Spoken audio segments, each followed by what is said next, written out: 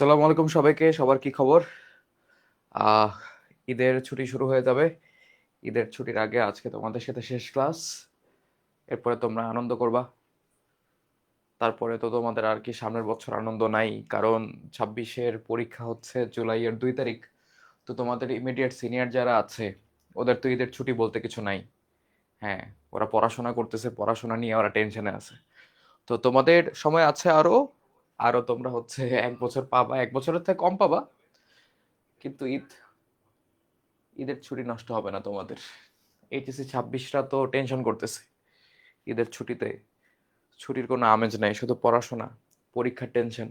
আচ্ছা, তো আমরা শুরু করে দিব 1-2 মিনিটের মধ্যে। যেহেতু অলরেডি 33 বাজে, আমরা 2 মিনিট ওয়েট করি। জি আলহামদুলিল্লাহ নাহিন, ভালো আছি আমি, আশা করি তুমিও ভালো আছো। আজকে তো ক্লাস ছিল, এটা তো মানে জানা কথা। গতকালকে ক্লাসে জয়েন করছিল, আজকের ক্লাসে কেউ জয়েন করছে না, ব্যাপার কি? অলরেডি ক্লাস শুরু হয়েছে, 3 মিনিট হয়ে যাচ্ছে।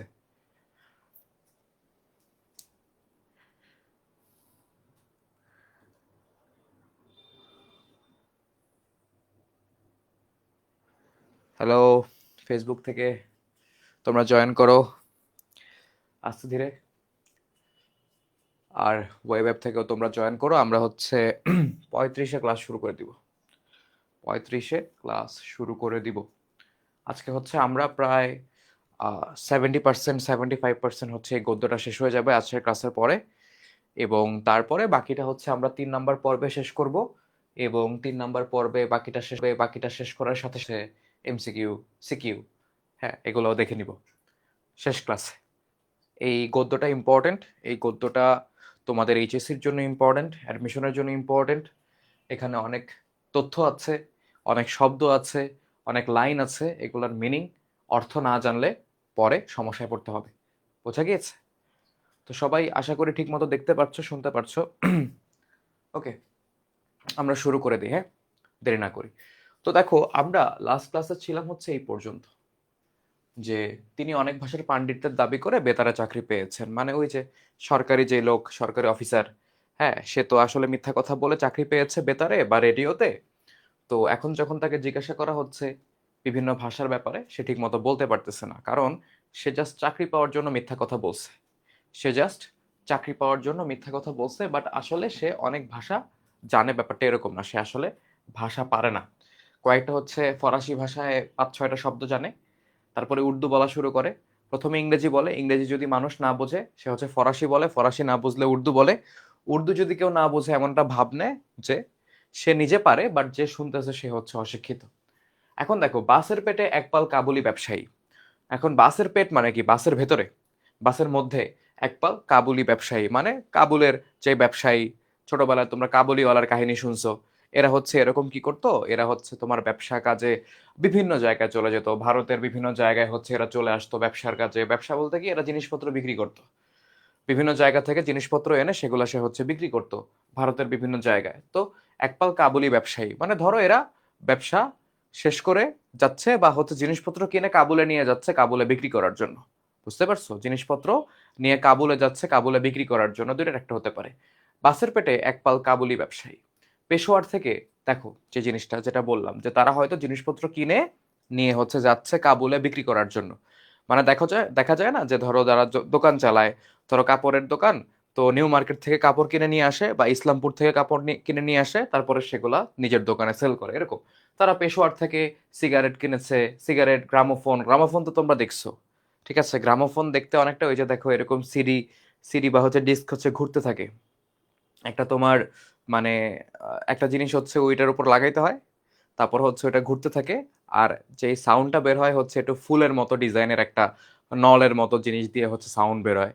ওকে, পুরাতন কালে হচ্ছে বড়লোক মানুষরা এইসব জিনিসপত্র গ্রামোফোন দিয়ে তোমার গান শুনতো। ওকে, আমি অত ভালো মতো ব্যাখ্যা করতে পারিনি, বাট আশা করি তোমরা হচ্ছে আমার মানে ব্যাখ্যাতে বুঝতে পারছো যে তোমার গানটা কিরকম ভাবে বাজে। হ্যাঁ, তো তারপর হচ্ছে তোমার রেকর্ড।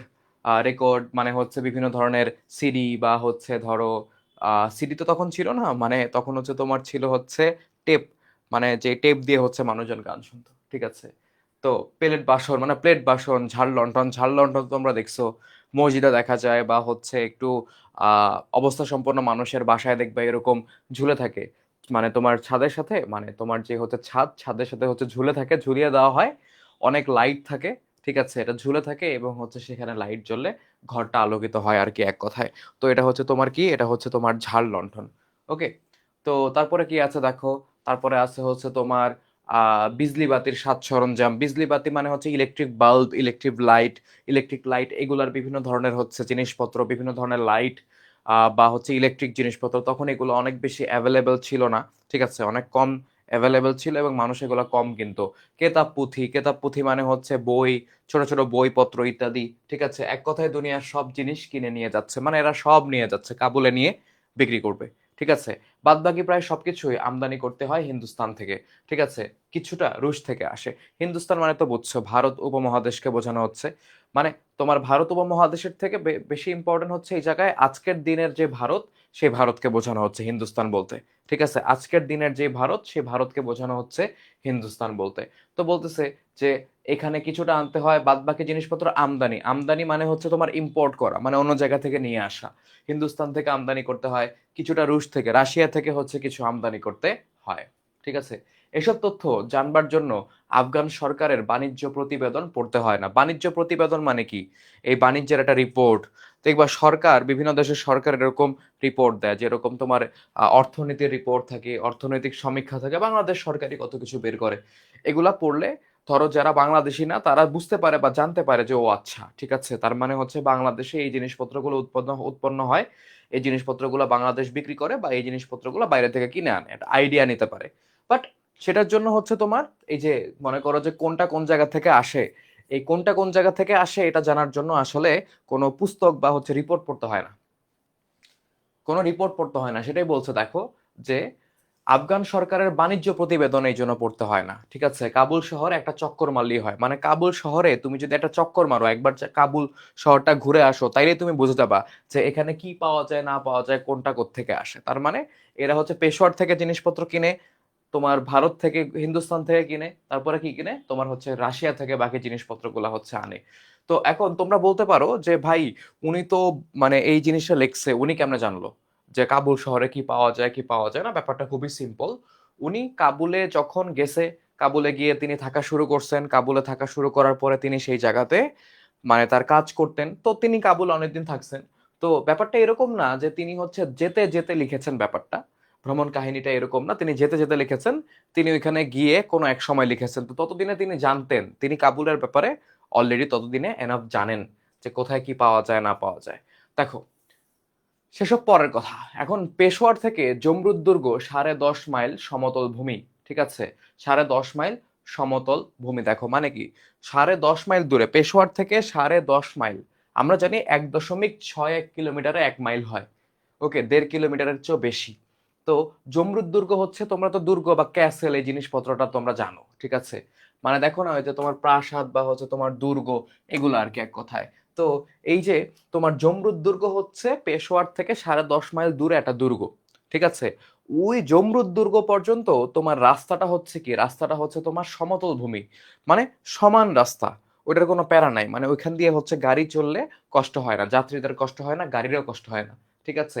কিন্তু এরপর থেকে শুরু হয় হচ্ছে তোমার, মনে করা যায় খাইবার, মানে পাস যেটাকে বলা হয় খাইবার পাস, এটা উপত্যকা, সেটার ব্যাপারে তোমাদেরকে বলতেছি। দেখো, সেখান থেকে এক দফা পাসপোর্ট দেখাতে হলো, মানে তোমার ওই জায়গাতে জমরুদ দুর্গতে একবার পাসপোর্ট দেখাতে হয় যে সে আসতেছে অন্য জায়গা থেকে, সে হচ্ছে বিদেশি, তাকে পাসপোর্ট শো করতে হয়েছে। তো প্রথম তাকে পাসপোর্ট দেখাতে হয়েছে কই, তাকে পাসপোর্ট দেখাতে হয়েছে জমরুদ দুর্গতে। এরপরে খাইবার গিরি সংকট, ঠিক আছে। এখন খাইবার পাস হচ্ছে একটা উপত্যকা।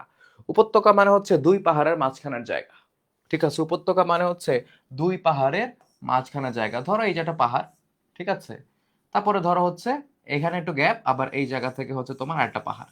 তো এই যে মাঝখানের যে জায়গাটা, ঠিক আছে, দুই পাহাড়ের মাঝখানের যে জায়গাটা, এটাকে বলা হয় উপত্যকা। তো খাইবার, মনে করো যে খাইবার এই জায়গাতে যে খাইবার পাসের ম্যাক্সিমাম জায়গাটা হচ্ছে এরকম উপত্যকা। তো খাইবার গিরি সংকট কেন বলা হচ্ছে? গিরি মানে হচ্ছে পাহাড়, দুই দিকে পাহাড়, সংকট মানে হচ্ছে ওই যে ইমার্জেন্সি অবস্থা, সিরিয়াস অবস্থা। তো এখন খাইবারের সাথে ইমার্জেন্সি অবস্থার কি সম্পর্ক তোমরা একটু পরেই দেখবা, যে খাইবার পাস দিয়ে যাতায়াত করাটা এতই কষ্টসাধ্য, মানে যাতায়াত করাটা এতই কঠিন যে ওই জায়গা দিয়ে গেলে আসলে বোঝা যায় যে কত সমস্যা।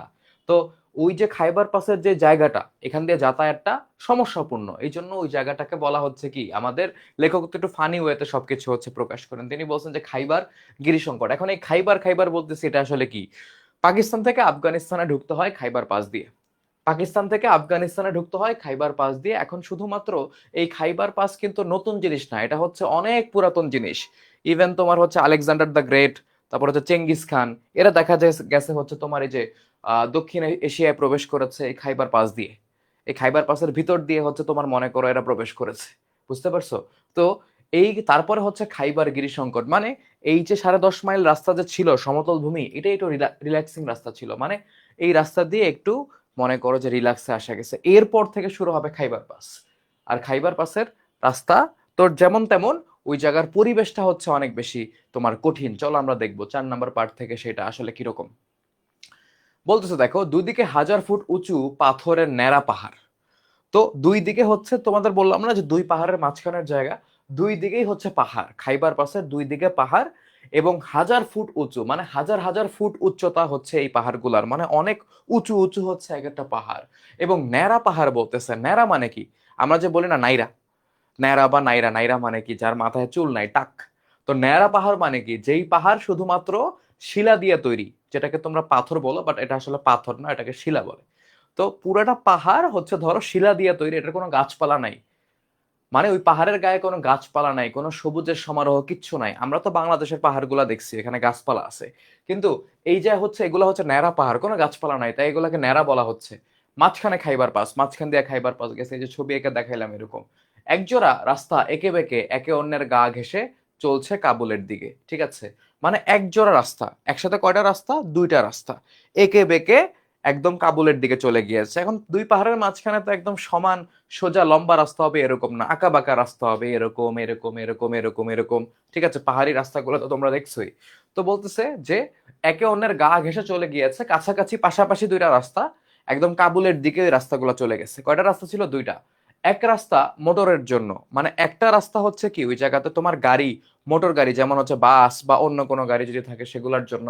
অন্য রাস্তাটা হচ্ছে উট, খচ্চর, গাধা, ঘোড়া, পণ্যবাহিনী বা ক্যারাভ্যানের জন্য। এখানে কয়েকটা কথা আছে, তোমাদেরকে কি বলি, যে এই যে আমাদের গন্তব্য কাবুল, এই যে মানে গদ্যটা আছে এখানে, এত শব্দ, এত শব্দের এত অর্থ, এখন এগুলা মনে রাখা কঠিন। কিন্তু আমার কথা হচ্ছে কি, তুমি যদি ক্লাসটা মনোযোগ দিয়ে এখন করো, পরীক্ষার আগে জাস্ট তুমি হচ্ছে ধরো 1.5x দিয়ে রিভাইজ মারছো, তাও দেখবা তোমার জিনিসপত্র রিভাইজ হয়ে গেছে, কোনো সমস্যা নাই, কারণ আমি তোমাদেরকে পড়াচ্ছি ভাবে। তো বলতেছে এক রাস্তা মোটরের জন্য, অন্য রাস্তা হচ্ছে উট, খচ্চর, গাধা, ঘোড়ার জন্য। এখন উট তো আমরা চিনি, আমরা গাধা চিনি, ঠিক আছে? তারপরে আমরা কি চিনি? যে ঘোড়া চিনি, কিন্তু খচ্চর কি? খচ্চর তো আমরা চিনি না। খচ্চর হচ্ছে একটা, মানে সংকর করলে হচ্ছে খচ্চর হয়। ধরো একটা পুরুষ ঘোড়া আর একটা মহিলা গাধা, এই দুইটা প্রাণীর ভিতরে যদি সংকর হয়, সংকর করা মানে তো তোমরা বুঝতে পারতেছো, এটা তোমাদেরকে ভেঙে বলার কিছু নেই। তখন যেই শাবকটা হচ্ছে জন্ম লাভ করে, মানে যে বাচ্চাটা হয়, সেই বাচ্চাটাকে বলা হয় তোমার মনে করো যে মানে খচ্চর। ওকে, মানে দুইজনের মিক্সড, এক কথায়। তো এগুলা এগুলা আসলে কি, যে ঘোড়া, গাধা, উট, এগুলা কি কাজে ব্যবহার করে বলো তো মানুষজন? পণ্য বহন করতে বা মাল সামান বহন করতে। দেখবা তোমরা হচ্ছে গাধার পিঠে জিনিসপত্র ঝুলায় ঝুলায় হচ্ছে মানুষজন গাধাকে এরকম ধরে ধরে ধরে ধরে টেনে নিয়ে যায়। ওকে, ওয়ালাইকুম আসসালাম নওশিন। তো গাধার মানে তোমার হচ্ছে পিঠে এগুলো ঝুলিয়ে নিয়ে যায়, উটের পিঠে জিনিসপত্র ঝুলিয়ে নিয়ে যায়, ঘোড়ার গাড়ি আছে, সেই গাড়িতে জিনিসপত্র হচ্ছে পরিবহন করা হয় এক জায়গা থেকে আরেক জায়গায়, তাই না? তো এইটা তো বুঝলাম যে এই ঘোড়ার পণ্য বাহিনী বা ক্যারাভানের জন্য। তো পণ্য বাহিনী আসলে কি? পণ্য বাহিনী কি পণ্যর বাহিনী আছে না? পণ্য বাহিনী বলতে এই যে এক জায়গা থেকে আরেক জায়গায় যারা পণ্য নিয়ে যায়, যারা হচ্ছে তোমার ব্যবসা করে, এখান থেকে কেনে ওই জায়গাতে বেচে, ঠিক আছে? তারা দেখবে অলওয়েজ দলভুক্ত হবে হচ্ছে চলাচল করে, কারণ কি রাস্তায় তারা তো মাল সামান নিয়ে যাচ্ছে বা টাকা নিয়ে যাচ্ছে। তো মানুষজন, ডাকাতরা বা দস্যুরা হচ্ছে অ্যাটাক করতে পারে, তাই তারা দলবদ্ধ হয়ে চলে যেতে হচ্ছে, তারা সাবধানে থাকতে পারে। তো এটাকে বলা হয় পণ্য বাহিনী, এটা গ্রুপ। ওকে, ক্যারাভান, ক্যারাভান বলতে সেম জিনিসটাকেই বোঝায়, ঠিক আছে? কাফেলা, মানে এই যে তোমার মনে করো যে কাফেলা, কাফেলা বুঝো তো? মানে আগের কালে মানুষজন নিরাপত্তার জন্য একসাথে অনেকে হচ্ছে তোমার ভ্রমণ করতো, 30, 40, 50 জন হচ্ছে বা আরো বেশি একসাথে হচ্ছে ভ্রমণ করতো, দল বেঁধে মানুষজন হজে যাইতো দেখা গেছে। তো এটাকে বলা হয় হচ্ছে তোমার কাফেলা বা ক্যারাভান, মানে গ্রুপ গ্রুপ করে হচ্ছে তারা যেত। এখন কথাটা আবার পড়ো, একটা হচ্ছে মোটরের জন্য, আর অন্য রাস্তাটা হচ্ছে উট, খচ্চর, গাধা, ঘোড়ার পণ্যবাহিনী বা ক্যারাভানের জন্য। মানুষই চালাচ্ছে এগুলাকে, নাম বলছে প্রাণীগুলার, বুঝা গেছে? তো সংকীর্ণতম স্থলে দুটি রাস্তা মিলে ত্রিশাত হবে না, মানে রাস্তাগুলা হচ্ছে কি অনেক চিপা চিপা রাস্তা, সংকীর্ণ রাস্তা। সবচাইতে সংকীর্ণ জায়গা যেখানে, মানে সবচাইতে রাস্তা যে জায়গায় শুরু হয়ে গিয়েছে, তখন সেই জায়গাতে দুইটা রাস্তা মিলে চওড়ায় 30 হাতও হবে না। তো 30 হাত তো খুবই কম, 30 হাত তো খুবই কম, তাই না? একটা মানুষই তো মনে করো 5-6 হাত, একটা মানুষকে যদি তুমি শোয়া 5-6 হাত হবে। ওকে, এটাই বলা হচ্ছে যে মনে করো যে 30 হাতও হবে না, এত তোমার মনে করো যে কম চওড়া। সে রাস্তা আবার মাতালের মতো টলতে টলতে এতই একে বেঁকে গিয়েছে যে মাতালের মতো টলতে টলতে গিয়েছে। দেখো না, হিন্দি মুভিতে দেখায় মাতাল আহ, উম, মানে একবার এদিকে যায় একবার এদিকে যায় এরকম, মানে মাতালের মতো টলতে টলতে মানে হচ্ছে রাস্তা একবার এদিকে যায়, রাস্তা আরেকবার ওইদিকে যায়, এভাবে যায় আবার এভাবে যায়। ওকে, তো মাতালের মতো টলতে টলতে রাস্তা তোমার মনে করো যে একে একে বেঁকে গিয়েছে, যে যে কোনো জায়গায় দাঁড়ালে চোখে পড়ে ডানে বায়ে পাহাড়, সামনে পিছনে পাহাড়, মানে এতই একা বাঁকা। কোন একটা জায়গায় দাঁড়াইলে মনে হয় যে সামনেও পাহাড় পিছনেও পাহাড়, ডানেও পাহাড় বামেও পাহাড়, রাস্তাটা কয় ও রাস্তায় দিকে চলে গেছে, চোখেই পড়ে না এরকম একটা অবস্থা। তো সেই জায়গাতে তোমরা বুঝতেছো যে একটা বাস বা একটা যানবাহন চালানো কি পরিমাণ কষ্টের বিষয়, এবং মানুষেরই বা কত কষ্ট হয়। সোজা রাস্তায় চললে আমরা যে মনে করো ঢাকা বা দূরে দূরে যে যাই, হ্যাঁ, তো দেখা যায় কি বাস চলতেছে সোজা রাস্তায়, এত গায়ে লাগে না। কিন্তু যদি বাস একবার এভাবে যাইতো, একবার এভাবে যাইতো, তাহলে তো তোমার মনে করো বমি চলে আসতো বাসের মধ্যে, তাই না? তো যে কোনো জায়গায় দাঁড়ালে চোখে পড়ে ডানে বায়ে পাহাড়, সামনে পিছে পাহাড়, সব জায়গায় পাহাড়।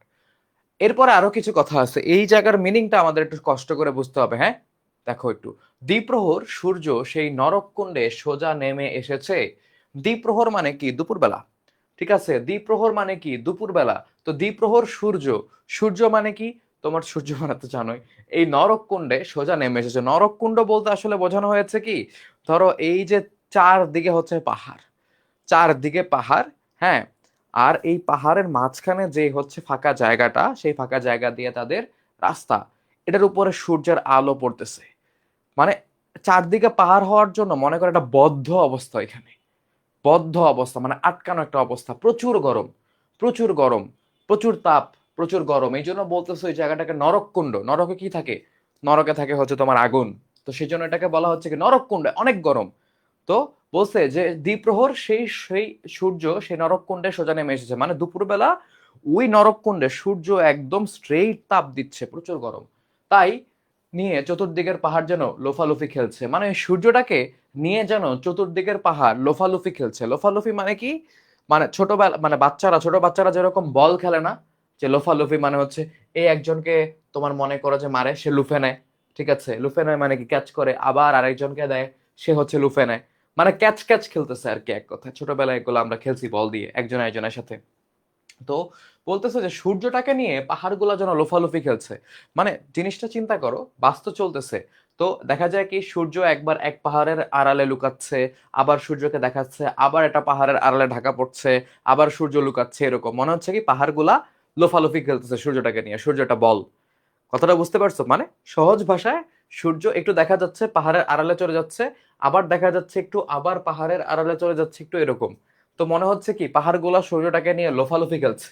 ওকে, অবাক হয়ে দেখছি সেই গরমে বুখারার পুস্তিন। ঠিক আছে, এখন এই জায়গাতে দেখো, এখানে যা বলা হবে, তোমরা এই জায়গাতে বিভিন্ন ধরনের মানুষের কথা শুনবা।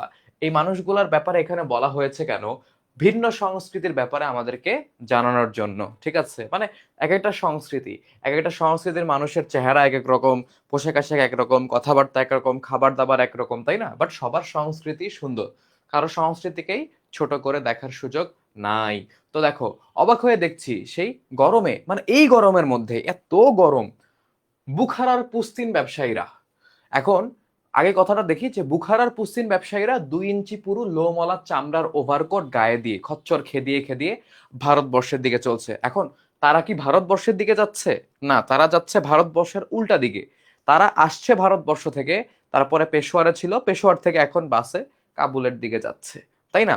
তো এখন তারা যেদিকে যাচ্ছে ওই ব্যবসায়ীরা হচ্ছে অপোজিট দিকে, মানে ভারতবর্ষের দিকে যাচ্ছে, খচ্চর খেদিয়ে খেদিয়ে, মানে খচ্চর নিয়ে আসছে, খচ্চরের পিঠে হচ্ছে তোমার বোঝা। ওকে, হঠাৎ করে ক্লাসে যারা আসছো তারা হচ্ছে অনেক কিছু বুঝবা না, কারণ শুরুতে অনেক কিছু বলে ফেলছে, যেমন খচ্চর মানে কি বলে ফেলছি আমি, এখন তো এটা আমি রিপিট করবো না, তাই না? দেখো, তো বলতেছে যে অবাক হয়ে দেখছি, মানে আমাদের লেখক অবাক হয়ে গেছে যে এত গরম, সেখানে বুখারার পুস্তিন।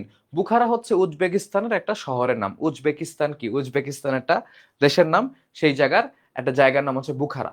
তো বুখারা হচ্ছে তোমার পুস্তিন ব্যবসায়ীরা। পুস্তিন হচ্ছে তোমার মনে করো ওই যে ধরো একটু লোম লোম লাগানো, বা হচ্ছে তোমার ওই যে পশম পশমওয়ালা পশমি জ্যাকেট আছে না, বুঝতে পারছো তোমরা, যে ধরো হচ্ছে প্রাণীর পশম দিয়ে যে জ্যাকেটগুলা, মোটা জ্যাকেটগুলা তৈরি করা হয়, এগুলো আমাদের দেশের মানুষ পরে না, শীত প্রধান এলাকার মানুষ পরে এগুলা, যাতে শরীরটা গরম থাকে। বুঝতে পারছো? এই যে দেখো বলে দিছি যে পুস্তিন ফার। পুস্তিন বলতে এরকম তোমার মনে করো যে মানে পশমি কাপড় বা হচ্ছে পশমি কোট বা হচ্ছে তোমার জ্যাকেট বোঝায়। ওকে, যেগুলা তোমার মনে করো যে এই বুখারার ব্যবসায়ীরা হচ্ছে বিক্রি করে। তো তাদেরকে দেখেই বোঝা যাচ্ছে যে তারা হচ্ছে বুখারার ফার ব্যবসায়ী, হ্যাঁ, বা পুস্তিন ব্যবসায়ী। এরা এক একজন এই গরমের মধ্যে 2 ইঞ্চি পুরু লোমওয়ালা চামড়ার ওভারকোট গায়ে দিয়ে রাখছে। 2 ইঞ্চি পুরু মানে বুঝো এতটুকু মোটা, ঠিক আছে? তাও আবার মনে করো যে লোমওয়ালা, বাইরে হচ্ছে তোমার এরকম লোম আছে, তারা তো নিজেরাই এইসবের ব্যবসা করে, তাই না? তারা এগুলা পরে আছে। বুঝতে পারছো? তো একে তো 2 ইঞ্চি মোটা, তার উপরে হচ্ছে তোমার মনে করো যে বাইরে আবার লোম আছে, মানে হচ্ছে ওরকম পশম পশমওয়ালা হচ্ছে তোমার কোট বা জ্যাকেট। প্রচুর গরম লাগার কথা এগুলোর ভিতরে, ঠিক আছে? তো পুরো লোমওয়ালা চামড়ার ওভারকোট গায়ে দিয়ে খচ্চর খেদিয়ে খেদিয়ে ভারতবর্ষের দিকে যাচ্ছে। মানে আমাদের লেখক বুঝলোই নাই যে এই গরমের মধ্যে এত মোটা কাপড় পরে এরা এত নরমালি কমফোর্টেবল ওয়েতে হেঁটে যাচ্ছে। ঠিক আছে, ব্যাপারটা কি? সর্দারজিকে রহস্য সমাধানের অনুরোধ জানালে তিনি বললেন, মানে সর্দারজিকে জিজ্ঞাসা করলো যে সর্দারজি ব্যাপারটা কি, এরা কেমনে এগুলা পরে সার্ভাইভ করে, বেঁচে আছে কিভাবে, গরম লাগে না এদের? আমার তো এমনি গরম লাগছে অনেক। তো তখন সর্দারজি বলল যে যাদের অভ্যাস হয়ে গিয়েছে তাদের পক্ষে সত্যই এরকম পুরো জামা এই গরমে আরামদায়ক। বলছে যাদের অভ্যাস হয়ে গেছে। আমাদের শরীর খুবই আজব জিনিস, বুঝছো? তুমি যদি শরীরকে অভ্যস্ত করতে পারো, শরীর অনেক সিচুয়েশনেই নর্মাল থাকে। বুঝছো, আমাদের শরীরটা এতই আজব। সুবহানাল্লাহ। তো এখন এই জায়গাতে আমাদের শরীর এরকম অভ্যস্ত হয়ে গেলে না, আসলে এরকম মোটা মোটা কাপড়ে উল্টা আরাম লাগে, গরম তো কম লাগে, উল্টা হচ্ছে তোমার আরাম লাগে। ঠিক আছে, তো বলতেছে যে বাইরের গরম ঢুকতে পারে না, শরীর ঠান্ডা রাখে। মানে এরকম কোট যারা পরে, এদের দেখা যায় কি, তোমাদের মনে হতে পারে যে শরীর তো গরম হয়ে যাওয়ার কথা না, এদের এই শরীরটা হচ্ছে এরকম কোটের ভিতর থেকে অভ্যস্ত। ঠিক আছে, এদের শরীর মানে এই কোটের ভিতরে নর্মাল টেম্পারেচারে থাকে, মানে হচ্ছে তোমার ঠান্ডা থাকে বলতে গেলে। বাইরের যে তাপ, বাইরের যে গরম এই কোটের ভিতর ঢুকতেই পারে না, এই কোটের ভিতর ঢুকতেই পারে না। তো আসলে গরমটা তারা ফিলই করে না। বুঝতে পারছো এক কথায়, মানে গরমের শিল্ড এটা। তো তারা হচ্ছে এরকম ভাবে অভ্যস্ত, আমরা কিন্তু এটা পারবো না, কারণ হঠাৎ করে এটা হবে না। একটু বলতে বলতেই দেখলাম, দেখো দেখো বলতেছে যে ঘাম তো আর এদেশে হয় না। মানে ঘাম এদেশে হয় না মানে কি, আর হলেই বাকি হয়, ঘাম এদেশে হয় না মানে কি? ঘাম কেন হবে না বলো তো? আমরা কখন ঘামি? যখন আর্দ্রতা বেশি থাকে বাইরে, মানে বাতাসের আর্দ্রতা বেশি থাকে, জলীয় বাষ্পের পরিমাণ যখন বেশি থাকে, তখন আমাদের ঘাম শুকায় না, আমরা ঘামি বেশি তখন। ঠিক আছে, আর ওই সব এলাকায় দেখা যায় কি তোমার আর্দ্রতা, বাতাসের আর্দ্রতা এতই কম যে মানুষ ঘামেই না। ঠিক আছে, মানে ঘাম জমে না, ঘাম দেখা যায় না। মনে করো ঘাম হয়তো বের হয়, শুকায় যায় সাথে সাথে। এটা হচ্ছে যারা সায়েন্সের টিচার তারা খুব ভালো বলতে পারবে। এইসব ব্যাপারে কথা বলতে গেলে আসলে আমার কেমন জানি লাগে যে আমি বাংলা পড়াই, আমার এত ডেপথে বলা উচিত না। তো একটু বলতে বলতেই দেখলুম, দেখো ঘাম তো আর এদেশে হয় না, আর হলেই বাকি। এরা তার থোড়াই পরোয়া করে, বলতে ঘাম হইলেও কি, এরা এগুলা টেক কেয়ার করে না। এমন না যে এদের খুব গরমে প্যারা হয়। তো এতটুকু বলতে বলতেই দেখলাম গরমের হলকা মুখে ঢুকে সর্দারজির গলা শুকিয়ে দিল। গল্প জমাবার চেষ্টা বৃথা। মানে ধরো বাতাস, বাতাসের মানে গরমের হলকা মানে কি, ওই যে উত্তপ্ত বাতাস, উত্তপ্ত বাতাস, বুঝছো, গরম বাতাস। ওকে, অনেক সময় দেখবা কি ঠান্ডা বাতাস ঢুকে, হ্যাঁ, যেমন এসির বাতাস, গলা টলা শুকায় যায়। তো এই জায়গাতে গরমের হালকা মানে ওরকম উত্তপ্ত বাতাস কথা বলতে গিয়ে সর্দারজির তোমার মুখ দিয়ে ঢুকে গেছে। মানে কথা বলার সময় তো, মানে আমি যে এখন কথা বলতেছি নাক দিয়ে তো শ্বাস নিতে পারতেছি না, আমার মুখ দিয়ে নেওয়া লাগতেছে। নাক দিয়ে নেওয়ার সুযোগ হয় খুবই কম, কথা কন্টিনিউয়াসলি বললে মুখ দিয়ে শ্বাস নেওয়া লাগে। তো দেখা গেছে কি বাতাস, এরকম গরম বাতাস মুখ দিয়ে গলায় ঢুকে তার গলা শুকায় গেছে, কথা বলতে পারতেছে না। গলা শুকালে কি কথা বলা যায়? না। তো এটাই বলছে যে গল্প জমাবার চেষ্টা বৃথা। আর গল্প করতে পারলো না আমাদের সর্দারজি। কত দেশের কত রকমের লোক পণ্য বাহিনীর সঙ্গে সঙ্গে চলছে, কত টাইপের মানুষ যে পণ্য বাহিনীর সাথে সাথে চলছে, কত রকম মানুষ, কত রকম তাদের পোশাক আশাক। তোমরা এই জায়গাতে অনেকগুলা শব্দ দেখবা, যে শব্দগুলোর অর্থ কিন্তু তোমার খুব ভালো মতো জানতে হবে, খেয়াল করো। আমি কিন্তু কোনো ব্রেক ছাড়া পড়াই, কন্টিনিউয়াসলি কথা বলে যাই। তো যেরকমই হোক, ক্লাস নিতে আমার কষ্ট হয়, আমি অতটুকু তোমাদেরকে বলার চেষ্টা করি যাতে তোমরা জিনিসটা একদম ক্লিয়ার থাকো। বুঝতে পারছো? দেখো, তো কত দেশের কত রকমের লোক পণ্য বাহিনীর সঙ্গে সঙ্গে চলছে, বলতেছে কত রকম লোক যে এরকম পণ্য বাহিনীর সঙ্গে সঙ্গে চলছে, ঠিক আছে। কত ঢঙের টুপি, কত রঙের পাগড়ি, কত যুগের অস্ত্র, গাদা বন্দুক, বলতেছে যে দেখো কত ঢঙের টুপি, কত স্টাইলের টুপি। রং বলে নাই কিন্তু ঢং, ঢং বলতে এখানে স্টাইল বোঝায়, যে বিভিন্ন স্টাইলের টুপি, ঠিক আছে। কত রঙের পাগড়ি, পাগড়ি তো তোমরা বুঝছো, পাগড়ি ছিল না, ইমাম হুজুররা হাফেজরা যে পরে, এটাই পাগড়ি, ঠিক আছে। কত রঙের পাগড়ি, তো এই জায়গাতে কত ঢঙের টুপি, কত রঙের পাগড়ি, দুইটা কথা কিন্তু বলা হয়েছে। বুঝতে পারছো? কত যুগের অস্ত্র, গাদা বন্দুক, বলছে কত যুগের অস্ত্র, গাদা বন্দুক। তো এই জায়গাতে অস্ত্র, গাদা বন্দুক মানে বিভিন্ন মানুষ বিভিন্ন ধরনের অস্ত্র হচ্ছে ক্যারি করে নিজের সেফটির জন্য। তখনকার সময় তো এরকম তোমার মনে করো সোশ্যাল মিডিয়া, পুলিশ, আইন শৃঙ্খলা বাহিনী এগুলো এত ছিল না যে তোমাকে এসে প্রোটেকশন দিবে বা মানুষজন অপরাধ করতে ভয় পাবে। তখন প্রচুর অপরাধ হইতো। দেখা যেত যে তুমি এক দেশ থেকে আরেক দেশে গেছো জিনিসপত্র বিক্রি করে, টাকা পয়সা নিয়ে যাচ্ছ নিজের বাড়িতে, তোমাকে রাস্তার মধ্যে মেরে তোমার টাকা পয়সা সব নিয়ে চলে গেছে। ওকে। তো কত রঙের পাগড়ি, কত যুগের অস্ত্র, মানে কত যুগের অস্ত্র মানে কি পুরাতন পুরাতন বিভিন্ন রকমের অস্ত্র। গাদা বন্দুক, গাদা বন্দুক মানে হচ্ছে নলওয়ালা বন্দুক, পাইপওয়ালা বন্দুক। দেখছো না তোমরা যে গুলি করে যে পাইপওয়ালা বন্দুক, এরকম করে না, সরি এটা আমার ভুল হয়েছে, এই যে এরকম পাইপওয়ালা বন্দুক এরকম ধরে গাদা বন্দুক বলে এটাকে, ঠিক আছে। আরম্ভ করে আধুনিকতম জার্মান মাউজার। এন্ড জার্মান মাউজার মানে হচ্ছে এক ধরনের জার্মান রাইফেল বা জার্মান বন্দুক, পিস্তল না কিন্তু বন্দুক। দেখো এই জায়গাতে তোমাদেরকে কিন্তু আমি বলে দিয়েছি যে জার্মান মাউজারটা আসলে কি, লোফালুফি, নরককুণ্ড, ঠিক আছে। পুস্তিন চামড়ার জ্যাকেট, ওকে, পুস্তিন চামড়ার জ্যাকেট, এটাকে সহজে লিখছি। গাদা বন্দুক, পুরাতন কালের নলওয়ালা বন্দুক, জার্মান মাউজার, ঠিক আছে। এটা জার্মান মাউজার, ঠিক আছে। তা এই জায়গায় দেখো এক ধরনের জার্মান বন্দুক, সরি, এই জার্মান মৌজার বলতে গিয়ে জার্মান মাউজার বলে ফেলছি। তো জার্মান মৌজার এক ধরনের জার্মান বন্দুক বা রাইফেল, ঠিক আছে। কোমর বন্ধ, এগুলো অনেক কিছু আছে, আমরা দেখবো। তোমরা পরে ডিভাইস দিতে গেলে এগুলা স্লাইডটা খুলেই দেখতে পারবা, সব অর্থ আছে। অনেক সময় দেখা যায় যে তোমাদের সময় থাকে না, রিভিশন দেওয়ার, পরীক্ষার আগে সময় থাকে না, তখন আসলে ক্লাসটা আবার করার সুযোগ থাকে না। তখন তোমাদেরকে এই যে স্লাইডগুলো থেকে হেল্প নেওয়া লাগবে, স্লাইডগুলো দেখলেই মনে পড়ে যাবে যে কোনটার মিনিং আসলে কি ছিল। বুঝতে পারছো? তো বলতেছে কত যুগের অস্ত্র, গাদা বন্দুক, গাদা বন্দুক তো বুঝছি, থেকে আরম্ভ করে আধুনিকতম জার্মান মাউজার, ঠিক আছে। আরে জার্মান মাউজার, এখানে লিখছে জার্মান মাউজার। জার্মান মাউজার মানে কি, জার্মানির একটা মানে কোম্পানির নাম হচ্ছে, বা তোমার হচ্ছে ধরো একটা প্রতিষ্ঠান যারা এরকম বন্দুক বানায়, মাউজার বলে এদেরকে। বুঝতে পারছো? তো এদের বানানো বন্দুক এগুলো হচ্ছে আধুনিক রাইফেল। বুঝতে পারছো? আধুনিক রাইফেল মানে হচ্ছে এই যে গাদা বন্দুক, যে গাদা বন্দুক এগুলো পুরান আমলের রাইফেল, এগুলো অনেক আগে থেকে ইউজ হয়ে আসছে। কিন্তু এই যে জার্মান মাউজার, ঠিক আছে, তো এটা হচ্ছে তোমার আধুনিক কালের বন্দুক, এই জন্য বলছে আধুনিকতম জার্মান মাউজার বন্দুক। এটা বন্দুকের নাম। দামেস্কের বিখ্যাত সুদর্শন তরবারি, দামেস্ক, ঠিক আছে, দামাস্কাস, দামাস্কাস, DAMASCUS, সিরিয়ার রাজধানী দামেস্ক। এই সিরিয়ার রাজধানী দামেস্ক, ঠিক আছে, বা অনেকে বলে দামেস্কো। ওকে।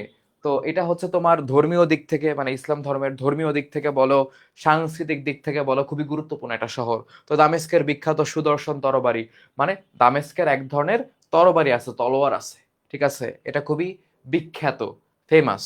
তো তখনকার সময় ফেমাস ছিল সুদর্শন তরবারি, দেখতে সুন্দর ছিল তরবারিগুলা। সুপারি কাটার কি, সুপারি কাটার জাতির মতো জামধর, ঠিক আছে, মোগল ছবিতে দেখেছিলাম। জামধর হচ্ছে এক ধরনের অস্ত্র, বুঝছো। মানুষজন এরকম কোমর বন্ধের মধ্যে রাখে, কোমর বন্ধ মানে বুঝছো, বেল্ট। তোমরা দেখবা আগের কালে কিন্তু এরকম চামড়ার বেল্ট ব্যবহার করতো না। আগের কালে এরকম তোমার কাপড়ের বেল্ট ব্যবহার করা হতো, এরকম তোমার মনে করে একটু মোটা হইতো, কাপড় দিয়ে বেল্ট মানে বানানো হতো, এটাকে বলা হয় কোমর বন্ধ। কোমর বন্ধ মানে, কোমর বন্ধ মানে কি, কোমরে পরি আমরা টাইট করে, এটাকে বলা হয় কোমর বন্ধ বা বেল্ট। এটার ভিতরে মানুষজন হচ্ছে মনে করে গুজে রাখতো। বুঝতে পারছো? অস্ত্র বের করে টিউ, এরকম। তো অস্ত্র, গদা বন্দুক, যা সবকিছু দেখো। তো জাতির মতো জামধর, সুপারি কাটার জাতি দেখছো না, সুপারি রাখে যে চাপ দেওয়া লাগে, এরকম অস্ত্র, এটাকে বলা হয় জামধর। মানে জামধর কি, ওই যে সুপারি কাটার জাতির মতো অস্ত্র। মোগল ছবিতে দেখেছিলাম, ঠিক আছে। তো মোগল ছবিতে দেখেছিলাম মানে কি, যে ধরো মোগল আমলে এইসব ধরনের অস্ত্র ব্যবহার করা হইতো। এটা হয়তো আমাদের লেখক কোনো মোগল চিত্রকর্ম, মোগল আমলের চিত্রকর্ম বা মোগল আমলের কাহিনীর উপর বেস করে বানানো মুভিতে দেখছিল। বুঝতে পারছো? দেখো, বাস্তবে দেখলাম হুবহু সেই রকম গোলাপি সিল্কের কোমর বন্ধে গোজা। দেখছো, এই যে বললাম না কোমর বন্ধে গোজা, বলছে মোগলরা যেরকম এরকম মোগলদের ড্রেস আপ দেখবা।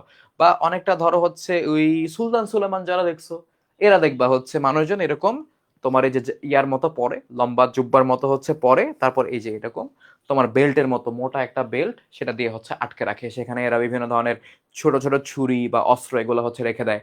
বা ধরো হচ্ছে কেউ যদি গোল্ড কয়েন সিলভার কয়েন থাকে এর ভিতরে হচ্ছে তোমার রেখে দেয় চাপ দিয়ে, কারণ মানুষ তো তখন ওয়ালেট ব্যবহার করতো না, পকেটও ছিল না আর কি, পকেটও ব্যবহার করতো না। তো বলতেছে দেখো যে কত যুগের অস্ত্র গদা বন্দুক, বারবার এখানে চলে যাচ্ছি। দেখো কি বলতেছে, যে সেই রকম মানে হুবহু সেই রকম গোলাপি সিল্কের, সিল্ক কাপড় তো তোমরা চিনোই, খুবই মোলায়েম কাপড় হয়। তো সেই রকম গোলাপি কালারের সিল্কের কোমরবন্ধ বা বেল্টের মধ্যে গুজে রাখছে, যেরকম ভাবে সে মনে করো ছবিতে দেখছিল বা চলচ্চিত্রতে দেখছিল, সেরকম ভাবেই দেখলো মানুষজন এখানে তোমার কি জামধর গুজে রাখে বা ঢুকিয়ে রাখে। কারো হাতে কানজোখা। তো কান পেতলে বাঁধানো লাঠি, কানজোখা মানে কি? কানজোখা মানে হচ্ছে এক ধরনের লাঠি, কাঁধ পর্যন্ত উঁচা। মানুষজন দেখবা মানে মানুষজন এরকম মানে একটা লাঠি ব্যবহার করতো, অনেক পাহাড়ি রাস্তায় যারা চলাচল করে লাঠি ব্যবহার করে সাপোর্ট দেওয়ার জন্য। ওকে, এই কাঁধ পর্যন্ত লম্বা লাঠিগুলাকে বলা হয়, মোটা লাঠিগুলাকে বলা হয় কানজোখা। ওকে, এজন্যই বলছে কারো হাতে কানজোখা, পেতলে বাঁধানো লাঠি। পেতলে বাঁধানো লাঠি মানে হচ্ছে তোমার পিতল দিয়ে দুইটা মাথা হচ্ছে বাঁধানো। মানে ধরো এটা হচ্ছে লাঠি, লাঠির এই প্রান্ত আর এই প্রান্ত পিতল দিয়ে হচ্ছে তোমার মনে করো যে কভার করা থাকে, যাতে ক্ষয় না হয়ে যায়। মানে মাটি বা পাথরের ঘষায় ঘষায় এটা তো লাগবে মাটিতে গিয়ে, ক্ষয় যাতে না হয়ে যায় বা ভেঙে যাতে না যায়। বুঝতে পারছো? তো তারপরে কারো হাতে লম্বা ঝকঝকে বর্ষা। ঠিক আছে, বর্ষা মানে কি? তোমরা তো বর্ষা একটা অস্ত্র, এখানে বর্ষা বলতে কিন্তু বর্ষাকাল বোঝাচ্ছে না। বর্ষা কি? যে এরকম লাঠির মতো, লাঠির মাথায় এরকম একটা ছুরি বা হচ্ছে ব্লেড থাকে। ওকে, এগুলো তোমরা দেখছো আগের কালে যুদ্ধ করতো মানুষ এগুলা দিয়ে, যে এরকম করে ঢুস করে ঢুকিয়ে দিত। তলোয়ার না কিন্তু। তো এই বর্ষাগুলো তারা কেন রাখতো হাতে? নিজেদের প্রোটেকশন দেওয়ার জন্য, প্রোটেকশনের জন্য। বুঝতে পারছো? দেখো একটা প্যারার ভিতরে কত কথা, কত কিছু বলতে হচ্ছে।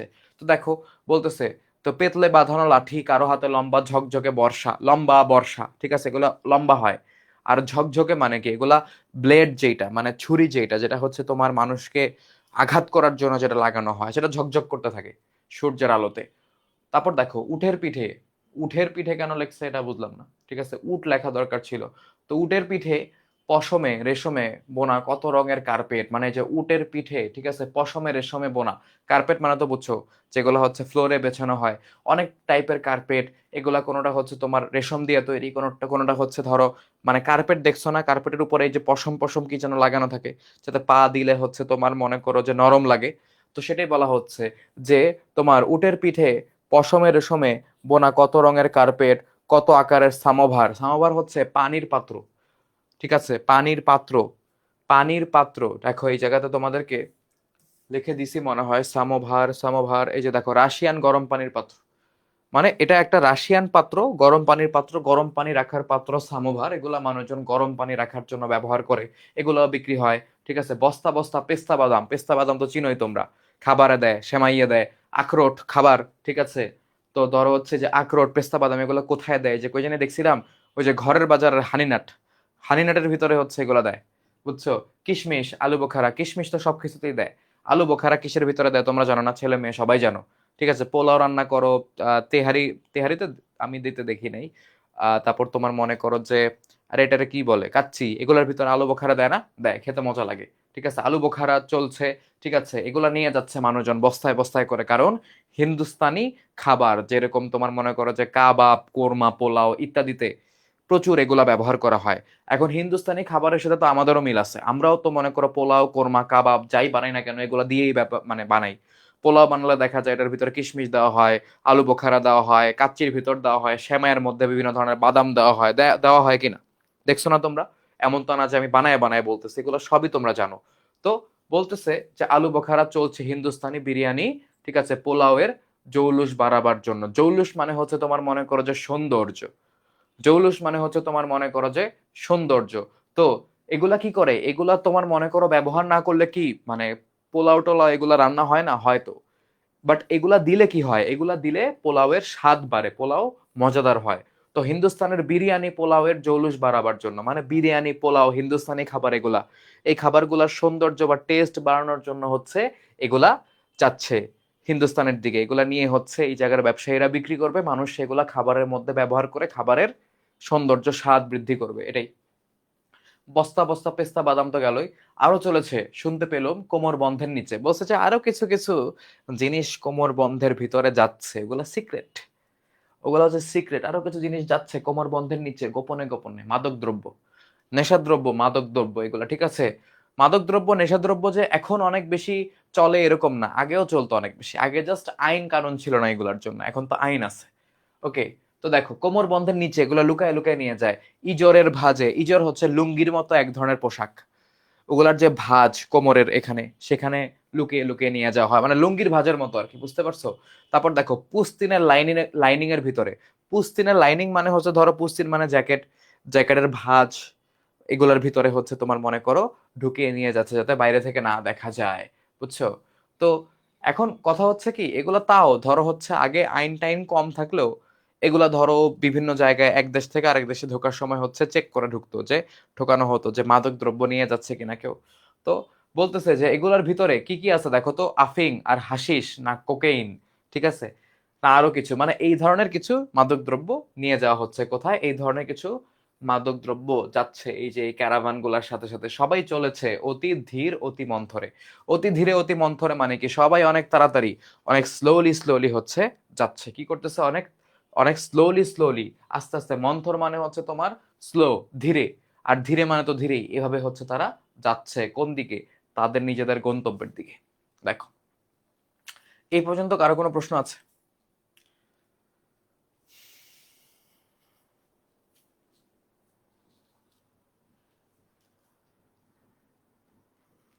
দেখো, তারপর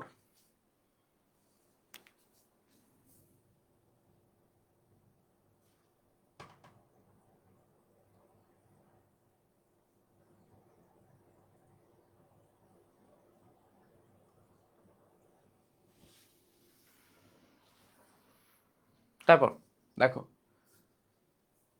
পাঠান দুবার বলেছিলেন, পাঠান দুবার বলেছিলেন, ঠিক আছে। এখন এই পাঠান বলতে আসলে মানে কোন পাঠানকে যে বোঝানো হচ্ছে সেটা এখানে ক্লিয়ার না।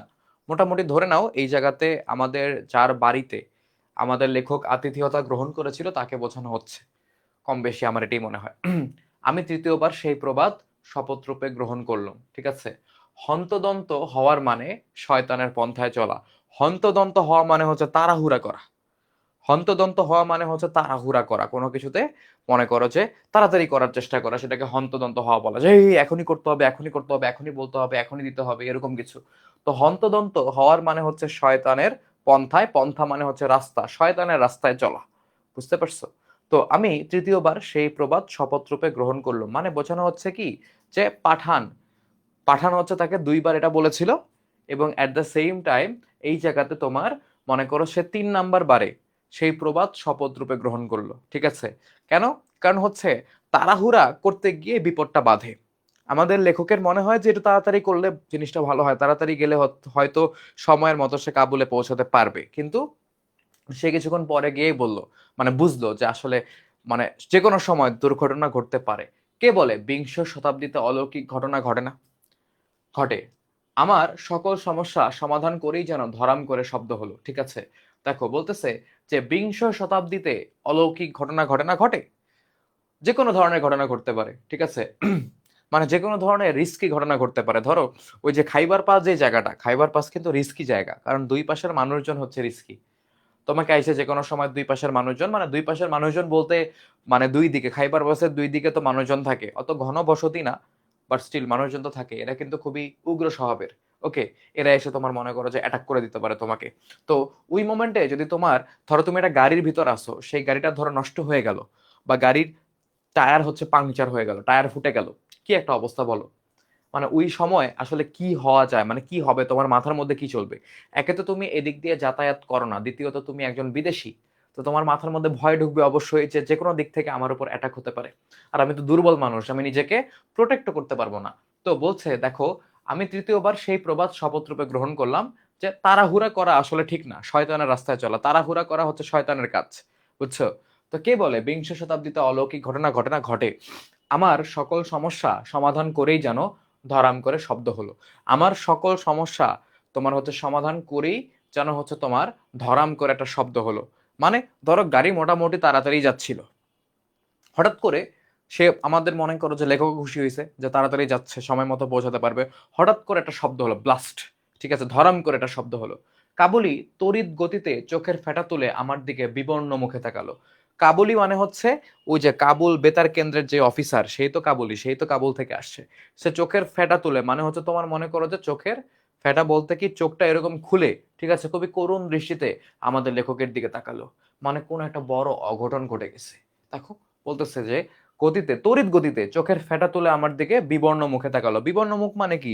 মানে চেহারাটা কেমন ফ্যাকাশে হয়ে আছে, চেহারার ভিতরে যেমন কোনো রক্ত নাই, চেহারা দেখে মনে হচ্ছে খুব টেনশনে আছে বা খুব কষ্টে আছে, এরকম কিছু। তো সে হচ্ছে বিবর্ণ মুখে তাকালো। আমি সর্দারজির দিকে তাকালাম, কি বলতেছে, সরি, আমি সর্দারজির দিকে তাকালাম। এখন সর্দারজি কি ড্রাইভার, তার হচ্ছে পাশে বসা, ডান পাশে আর বাম পাশে ছিল হচ্ছে সেই কাবুলের অফিসার। তিনি দেখি অতি শান্তভাবে গাড়িখানা এক পাশে নিয়ে দাঁড়া করালেন। মানে আমাদের যে হচ্ছে ড্রাইভার সর্দারজি, তার কাছে এগুলো নর্মাল বিষয়, চাকা ফাটতেই পারে।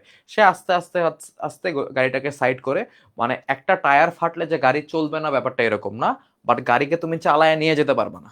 তোমার চাক্কার যে রিম, মানে চাক্কার বাইরের অংশটা তো টায়ার, ভিতরের মাঝখানে অংশটা তো লোহা বা স্টিল, ওটা বেঁকে যাবে। বুঝছো? তো আমাদের সর্দারজি খুবই তোমার মনে করো যে মানে শান্তভাবে কুল মাইন্ডে গাড়িটা সাইডে নিয়ে হচ্ছে দাঁড়া করালেন। বললেন টায়ার ফেসেছে। টায়ার ফেসেছে মানে কি? ওই গরমে টায়ার ফেটে গেছে। এত গরম ওই জায়গায় টায়ার ফেসেছে। প্রতিবারই হয়, এই গরমে না হওয়াই বিচিত্র, মানে না হওয়াটাই অস্বাভাবিক। বলছে যে প্রতিবারই হয়, এরকম হতেই থাকে, খুবই স্বাভাবিক বিষয়। না হইলে আরো বুঝতাম যে এটা না হয় নাই, মানে হচ্ছে অস্বাভাবিক। ওকে, প্রয়োজন ছিল না, তবু সর্দারজি আমাদের স্মরণ করিয়ে দিলেন যে খাইবার পাসের রাস্তা দুটো সরকারের বটে, কিন্তু দুদিকের জমি পাঠানের। বুঝছো? মানে এটা সর্দারজি না বললেও পারতো। ওই যে বললাম না যে দুই দিকের মানুষ কিন্তু ভালো না, দুই দিকের মানুষ খালি মারামারি করে, দুই দিকের মানুষ হচ্ছে রিস্কি।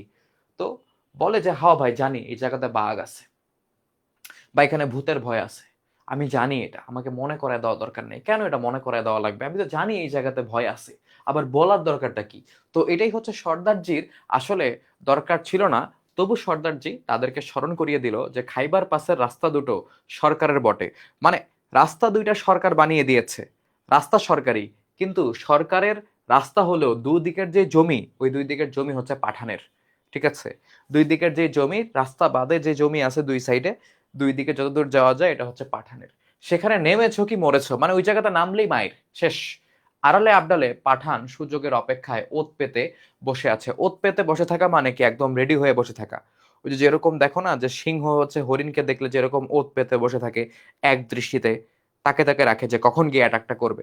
তো সেরকম বলছে যে আড়ালে আবডালে মানে কি লুকিয়ে, লুকোচুরি অবস্থায় লুকিয়ে লুকিয়ে পাঠান, পাঠানরা হচ্ছে সুযোগের অপেক্ষায় ওত পেতে বসে আছে। সুযোগের অপেক্ষায় আছে যে কখন এরকম মানুষজন হচ্ছে নামবে, বা কোনো কয়টা মানুষকে হচ্ছে আলাদা একা পাওয়া যাবে, এদেরকে অ্যাটাক করা যাবে। বুঝছো? তো সেখানে নেমেছো কি মরেছো এই জন্যই বলেছে, নামলেই করাক পিং, ওকে গুলি করে মেরে ফেলবে। একদম ওই জায়গাতে গেলেই মনে করো যে গুলি করে মেরে মেরে ফেলবে, এরকম একটা অবস্থা। তারপর কি কায়দায় সবকিছু হরণ করে তার বর্ণনা দেবার আর প্রয়োজন নেই। কি কায়দায় মানে এরপরে কোন উপায়ে সবকিছু হরণ করা, মানে সবকিছু চুরি করবে তোমার কাছ থেকে, বা সবকিছু তোমার কাছ থেকে কেড়ে নিবে, বা তোমাকে ছিনতাই করবে, এটার আর বর্ণনা দেওয়ার প্রয়োজন নেই। এটা আমাদের লেখক বুঝতে পারছে যে হ্যাঁ বুঝতে পারছি, ঠিক আছে, বুঝছি, খুবই রিস্কে আছি অলরেডি, আমি জানি আমি ভয়ে আছি, আবার মনে করায় দেওয়ার কোনো দরকারই ছিল না। পাঠান যাতে ঠিক রাস্তায়, রাস্তার বুকের উপর রাহাজানি না করে, তার জন্য খাইবার পাসের দুদিকে যেখানে বসতি আছে সেখানকার পাঠানদের ইংরেজ 2 টাকা করে বছরে খাজনা দেয়। দেখো, ইংরেজরা উল্টা হচ্ছে টাকা দেয়, ইংরেজরা উল্টা হচ্ছে পাঠানদেরকে টাকা দেয় যে বাপ তোরা মারামারি কারাকারি ছিনতাই রাহাজানি যা করার রাস্তার দুই ধারে কর, রাস্তার দুই সাইডে কর, বাট রাস্তা দিয়ে যেসব মানুষজন যায়, ভারতবর্ষে ঢোকে বা ভারতবর্ষ থেকে বের হয়, তাদের উপরে তোমরা কোনো জুলুম করো না, তাদের সাথে তোমরা হচ্ছে কোনো অপরাধ করো না, ছিনতাই রাহাজানি করো না তাদের উপর, আমি তোমাদেরকে উল্টা টাকা দিচ্ছি তোমাদের খুশি রাখার জন্য, তোমরা চুপ থাকো, মানে বিলাইক ভাই আপনি ওরে মাইরেন না, আমি আপনাকে টাকা দিব, এরকম।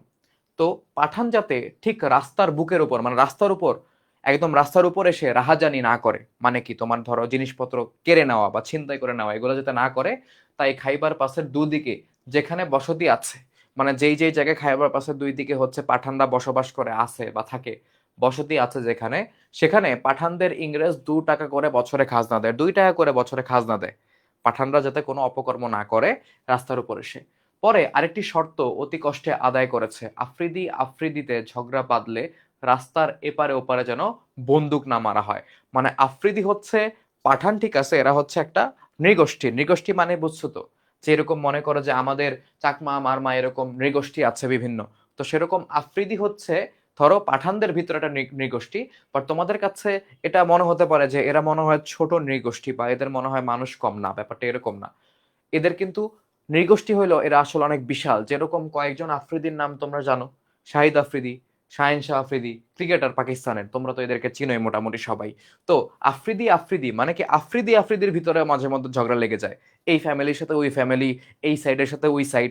পরে ওরা কি করে, ধরো এই পাশের সাথে, রাস্তার এই পাশের ওলার সাথে ওই পাশ ওলাদের গ্যাঞ্জাম লাগছে, ওকে, এই পাশ ওলাদের সাথে ওই পাশ ওলাদের হচ্ছে ধরো গ্যাঞ্জাম লেগে গিয়েছে, মানে ধরো কথার কথা এই পাশওয়ালার সাথে ওই পাশওয়ালার হচ্ছে গ্যাঞ্জাম বেঁধে গিয়েছে, তারপর ওরা কি করে, এই পার ওই পারে গুলি করে, ওই পার এই পারে গুলি করে। পরে হচ্ছে ব্রিটিশ সরকার বলছে যে ভাই তোরা যতই গ্যাঞ্জাম লাগুক, নিজেরা নিজেরা নিজেরা মিটিয়ে নিও, তোমরা গোলাগুলি করো না, তাহলে মানুষ মারা যাবে, রাস্তা দিয়ে যারা যাবে তারা মারা যাবে। এটাই বলা হচ্ছে যে আরেকটা শর্ত অতি কষ্টে আদায় করা হয়েছে, আফ্রিদি আফ্রিদিতে ঝগড়া যদি বাঁধে তাহলে রাস্তার এপারে ওপারে যেন বন্দুক না মারা হয়, মানে গুলি যাতে না করা হয়, বুঝতে পারছো? কি একটা আলোচনা শেষ করলাম ভাই, এত লম্বা, মানে এই একটা পেজের ভিতরে এত জিনিসপত্র দেওয়া, এত কথা বলা, এত জিনিস ব্যাখ্যা করতে হয় যে আমার গলায় শুকায় গেছে, বুঝতে পারছো? আমি একটু পানি খেয়ে আসি।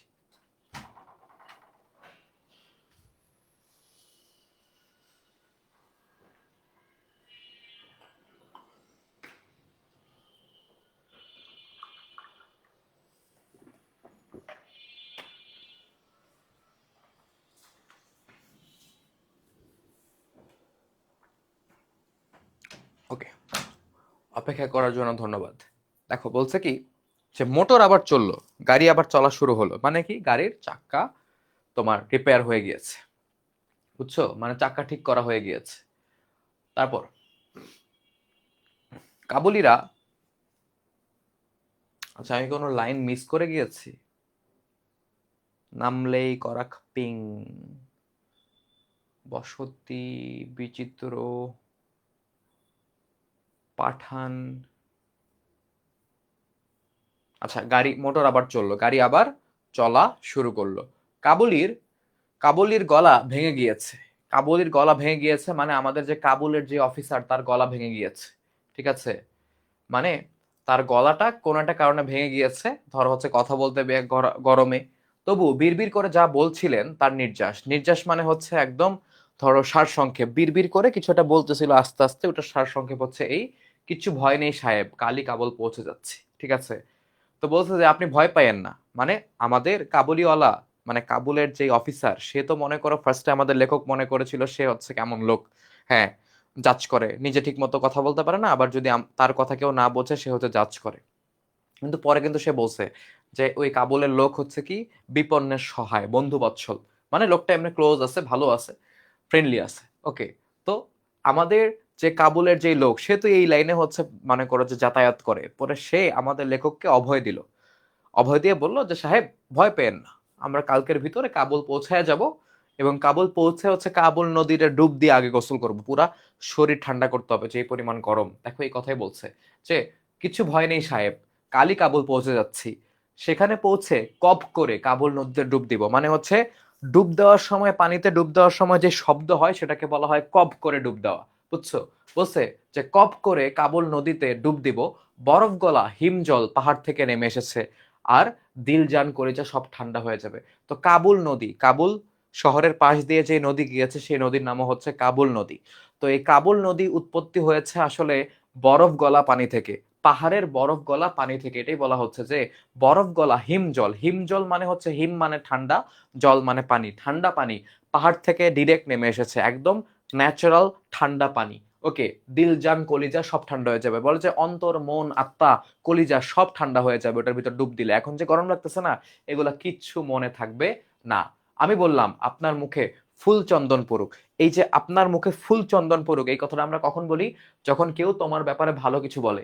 বলে না যে ভাই আপনার একটা সুন্দর মেয়ের সাথে বিয়ে হোক, তখন আমরা বলি যে ভাই তোমার মুখে ফুল চন্দন পড়ুক, মানে কি তোমার কথাই যেন সত্যি হয়, তোমার কথাই যেন ফলে। এটাই বলতেছে যে আপনার মুখে ফুল চন্দন পড়ুক, মানে আমরা যাতে আসলেই কালকে কাবুল পৌঁছে এরকম গোসল করতে পারি কাবুল নদীতে। হঠাৎ দেখি সামনে কি মরিচিকা। মরিচিকা মানে তো তোমরা বুঝো, মরিচিকা মানে তোমরা বিজ্ঞানে পড়ছো, সাধারণ বিজ্ঞানও থাকার কথা, যে মরুভূমিতে মাঝে মধ্যে মানুষজন হচ্ছে উল্টাপাল্টা জিনিস দেখে।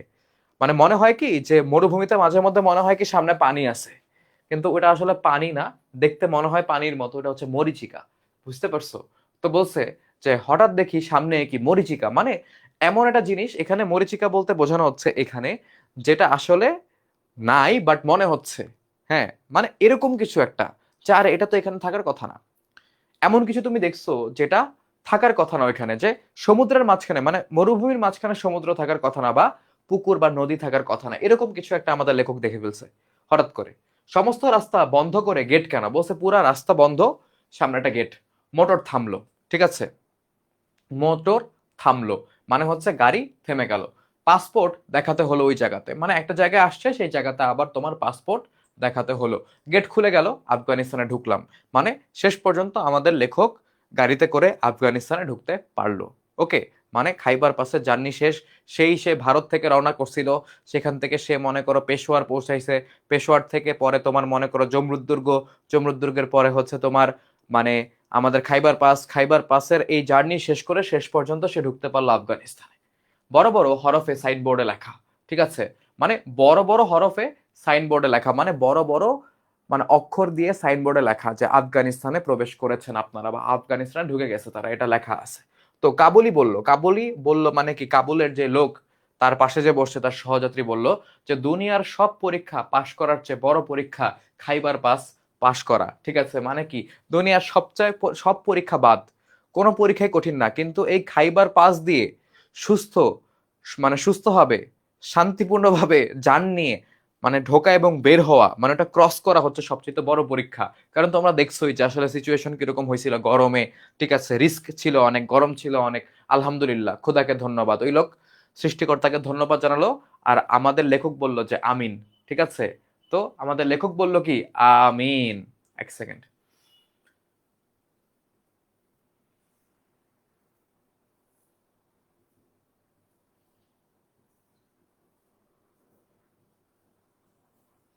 ওকে, তারপরে দেখো, এই পর্যন্ত হচ্ছে আমিন বা আমেন, যেরকম ভাবে বলা হোক না কেন সমস্যা নাই। তো তারপর 5 নাম্বার পার্টটা হচ্ছে আমরা শুরু করব, সময় নষ্ট না করে, ব্রেক টেকের দরকার নেই। ওকে, আমরা পড়ে যাই এক কথায়।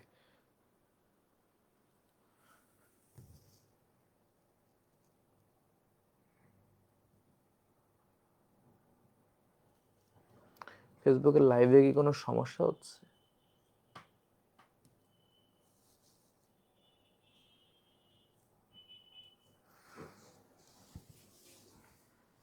দেখো, তো 5 নাম্বার পার্টটা হচ্ছে আমরা শুরু করে দেই, চলো। ওকে,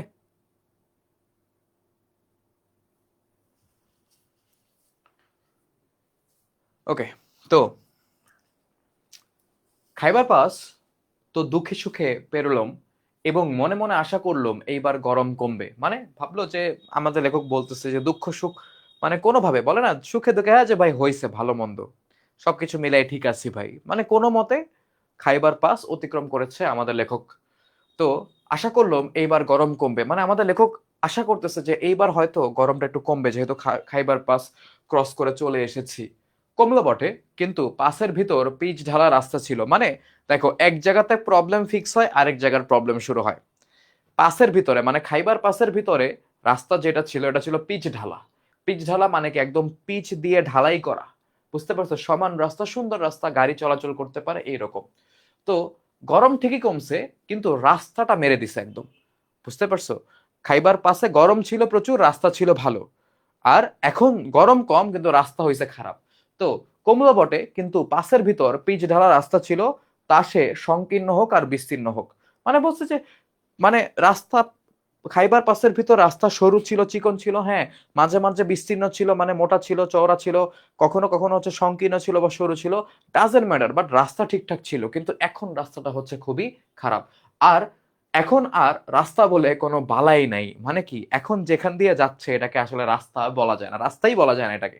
হাজারো বছরে লোক চলাচলের ফলে পাথর এবং অতি সামান্য মাটির উপর যে দাগ পড়েছে তার উপর দিয়ে মোটর চললো। মানে কি দেখো, এখানে আসলে কেউ রাস্তা বানাই নাই। মানে মানুষজন দেখবা গ্রাম দেশে একটা জায়গা দিয়ে হাঁটতে হাঁটতে ওই জায়গায় মানুষের পায়ের চাপ পড়তে পড়তে গাছপালা সব সরে মাটি সমান হয়ে রাস্তা হয়ে যায়। তো এটাই বলতেছে যে হাজারো বছরের, মানে কি হাজার বছর ধরে এদিক দিয়ে মানুষ চলাচল করেছে, লোক চলাচলের ফলে পাথর এবং অতি সামান্য মাটির উপর যে দাগ পড়েছে, মানে মানুষের পায়ের যে দাগ পড়েছে, ওইটাই রাস্তা। হ্যাঁ, ওটার উপর দিয়ে মোটর চললো, মানে ঠিক আছে, ভাইব্রেট করে, মানে হচ্ছে তোমার মানে শেক করতেছে। এ দাগের উপর দিয়ে পণ্যবাহী যেতে আসতে কোনো অসুবিধা হয় না। মানে পণ্যবাহী যে গাড়িগুলো আছে এগুলো তো এমনিই নড়তে থাকে, সেগুলো যেতে আসতে কোনো সমস্যা হয় না।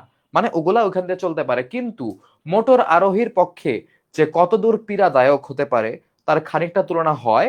মানে দেখো, যে মোটর আরোহীর পক্ষে, কিন্তু মোটর গাড়িতে যে আরোহণ করছে, মোটর গাড়িতে যে জার্নি করতেছে, তার জন্য এই রাস্তাটা অনেক অনেক পীড়াদায়ক। পীড়াদায়ক মানে কষ্টসাধ্য।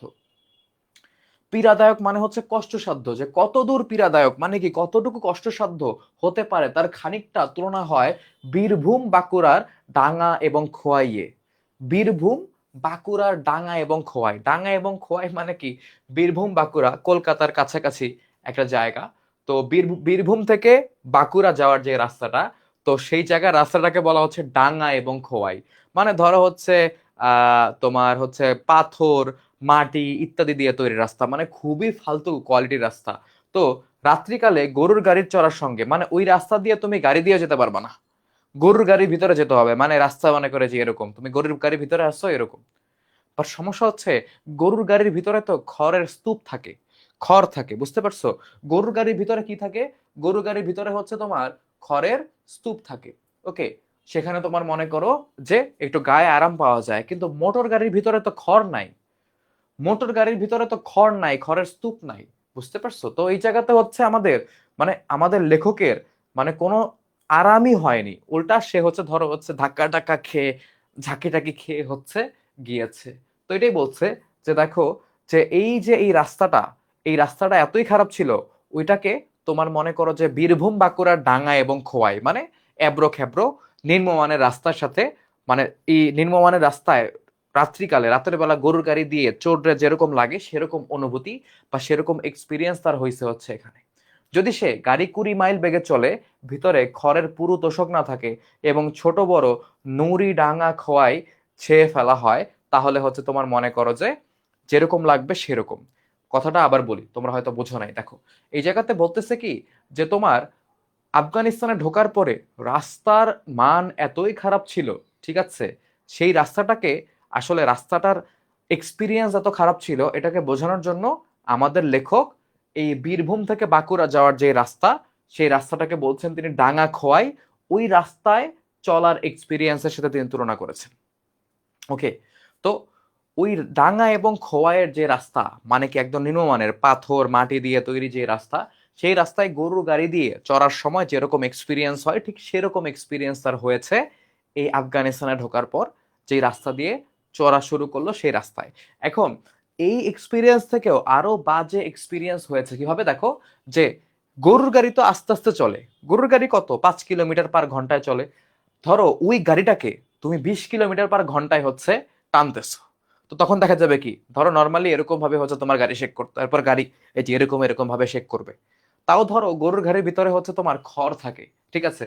এই জন্য বলছে দেখো, যদি সে গাড়ি 20 মাইল বেগে চলে, ভিতরে খড়ের পুরো তোষক না থাকে, মানে নিজের গাড়িকে তিনি বোঝাচ্ছেন যে তার যেই মোটর গাড়ি, তার যেই বাস, সেই বাসটা তো 20 কিলোমিটার/ঘন্টায় চলতেছে, এবং ওটার ভিতরে খড়ের কোনো তোষকও নাই যে তুমি তোমার পিঠটাকে বাঁচাবা বা হাতটাকে বাঁচাবা, ঘাড়টাকে বাঁচাবা, ঠিক আছে। এবং ছোট বড় নুড়ি দিয়ে ডাঙা খোয়াই ছেয়ে ফেলা হয়। বলছে যে ডাঙা খোয়াই তো ঠিক আছে, যে পাথর আছে, মাটি আছে, হ্যাঁ, কাঁচা রাস্তা, কিন্তু ধরো আরো ওটার ভিতরে যদি নুড়ি ফেলা হয়, নুড়ি মানে হচ্ছে ছোট ছোট পাথর, তাহলে যেরকম ফালতু অবস্থা হবে রাস্তার, আর জার্নির অবস্থাটা কিরকম ফালতু হবে পুরোটা হচ্ছে এই জায়গাতে ব্যাখ্যা করে দিল। মানে তার এর পরের রাস্তাটুকু যেতে খবর হয়ে গেছে, এক কথায় পরের রাস্তাটুকু যেতে, পরের পথটুকু যেতে আমাদের লেখকের একদম খবর হয়ে গিয়েছে। ঠিক আছে, তো এরপরে তিনি হচ্ছে যাওয়া শুরু করলেন, যেখানে গিয়ে পৌঁছালেন, মানে যেখানে আছেন সেই জায়গাটার নাম হচ্ছে লান্ডি কোটাল। ঠিক আছে, লান্ডি কোটাল, লান্ডি কোটাল হচ্ছে আফগানিস্তানে ঢোকার পর একটা জায়গার নাম। সেখান থেকে দক্কা 10 মাইল দূরে, 10 মাইল দূরে হচ্ছে দক্কা। দক্কায় এরকম তোমার মনে করো দুর্গ আছে, জমরুদ দুর্গের মতো দুর্গ আছে। ওই দুর্গের ভিতরে দেখা যায় হচ্ছে সরকারি অফিসাররা বসে। তুমি যদি আফগানিস্তানে ঢুকতে চাও, সেখানে তোমার মনে করো যে পাসপোর্ট সবকিছু হচ্ছে চেক টেক করিয়ে তোমাকে পারমিশন দেয় আফগানিস্তানে ঢোকার। বুঝতে পারছো? তো লান্ডি কোটাল থেকে দক্কা কত, 10 মাইল, দুইটা হচ্ছে জায়গার নাম, লান্ডি কোটাল এবং দক্কা। যেমন ঢাকা থেকে গাজীপুর এত, তো ঢাকা থেকে গাজীপুর যেরকম বলি, লান্ডি কোটাল থেকে দক্কা হচ্ছে 10 মাইল। এই দুইটা জায়গা কোথায়? এই দুইটা জায়গা হচ্ছে তোমার কোথায়, মানে তোমার চট্টগ্রাম বলে আফগানিস্তানে। দেখো এই জায়গাতে কিন্তু আমাদের শব্দার্থ এবং টিকার ভিতরে জিনিসপত্রগুলো দেওয়া আছে। যে দেখো এখানে তোমার ইজের, ডাঙ্গা ও খোয়াই, অসমতল রাস্তা, পাথর বা মাটি দিয়ে তৈরি রাস্তা। তারপর দেখো এখানে আরো কয়েকটা হচ্ছে তোমার ব্যাপার আছে। এখন সমস্যা হচ্ছে কি, ধরো রাস্তা যখন এত ফালতু হয় তখন প্রেসারটা কিসের উপর পড়ে? গাড়ির ইঞ্জিনের উপর পড়ে। গাড়ির ইঞ্জিনের উপর পড়ে মানে কি, গাড়ির ইঞ্জিন হাল ছেড়ে দেয়, যে না গাড়ি অফ হয়ে যায়, যে না গাড়ি আর চলতে পারতেছে না, গাড়ি অফ হয়ে যায় মাঝে মধ্যে যদি ইঞ্জিন বেশি গরম হয়ে যায়। এরকম আমার বাইকে একবার হয়েছিল, ইঞ্জিন বেশি গরম হয়ে গেছে, এরপর ইঞ্জিন আর স্টার্ট হয় না। বুঝতে পারছো? তো সেই মরু প্রান্তরে দক্কা দুর্গ অত্যন্ত অবান্তর বলে মনে হলো। মরু প্রান্তর মানে কি? মরু মানে মরুভূমি। মরু প্রান্তরে দক্কা দুর্গ মানে বলছে যে এই মরুভূমির মাঝখানে একটা দুর্গ বানায় রাখছে। কি? এই মরুভূমির মাঝখানে একটা দুর্গ বানায় রাখছে। এটাকে টোটাল আননেসেসারি মনে হয়েছে, অপ্রয়োজনীয়, অবান্তর। অবান্তর মানে কি? যেটার কোনো দরকার নাই, যেটার কোনো লজিক নেই। বুঝতে পারছো? আমাদের লেখকের কাছে মনে হয়েছে যে এরকম একটা জায়গা, একটা দুর্গ বানায় রাখার কোনো কারণই নেই, দরকারই নেই। মাটি আর খড় মিশিয়ে পিটে পিটে উঁচু দেয়াল গড়ে তোলা হয়েছে। মানে মাটির সাথে হচ্ছে খড় দিয়ে তোমার পিটে পিটে, মানে কি বসিয়ে বসিয়ে বসিয়ে বসিয়ে একদম মনে করো যে একটা উঁচু উঁচু দেয়াল তৈরি করা হয়েছে। ওকে, দুর্গ তো বুঝো তোমরা নর্মালি, যে উঁচু উঁচু উঁচু দেয়াল থাকবে, ভিতরে হচ্ছে তোমার মনে করো ঘর বাড়ি, ফাঁকা জায়গা, মানুষজনের আনাগোনা থাকবে এরকম। মানে দেয়ালটা হচ্ছে ধরো এরকম একটা জায়গা, গোল হইতে পারে, চার কোণা হইতে পারে, বিশাল জায়গা, পুরাটা হচ্ছে উঁচু দেয়াল দিয়ে ঘেরা, প্রোটেক্টেড, সেফ জায়গা আর কি। তো বলছে যে মাটি আর খড় মিশিয়ে পিটে পিটে উঁচু দেয়াল গড়ে তোলা হয়েছে। আশেপাশে রঙের সঙ্গে রং মিলিয়ে, বলছে যে আশেপাশে রঙের সঙ্গে রং মিলিয়ে ফ্যাকাশে ময়লা ঘিন ঘিনে রং।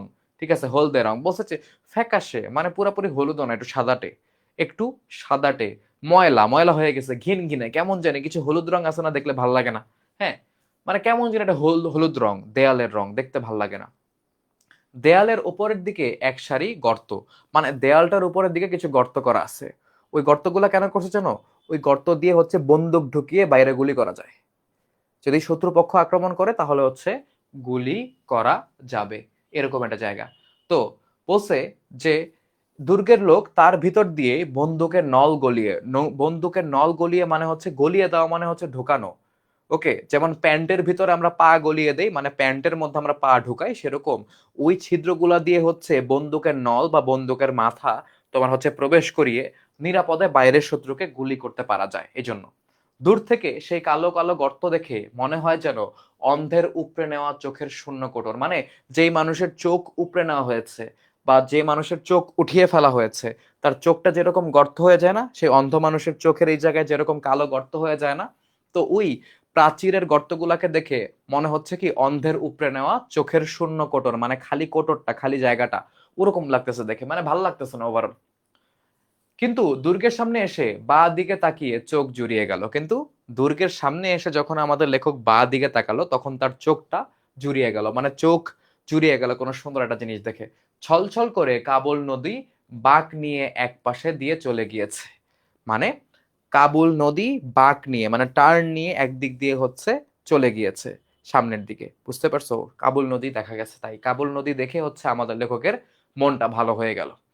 ডান দিকে এক ফালি সবুজ আঁচল লুটিয়ে পড়েছে, মানে দেখা যায় কি নদীর ডাঙায় বা নদীর দুই সাইডে তোমার হচ্ছে সবুজের সমারোহ বেশি থাকে নদীর পানির জন্য, গাছপালা থাকে, মানুষজন হচ্ছে ফসলি জমি রাখে ওই জায়গাতে, মানুষজন ফসল উৎপাদন করে, সবকিছুই করে ওই জায়গাতে। কারণ কি দেখা যায় নদীর পলি জমে পানিগুলো মানে নদীর পলি জমে মাটিগুলো উর্বর হয়, সেখানে ফসল গাছপালা ইত্যাদি ভালো জন্মায়, বুঝতে পারছো?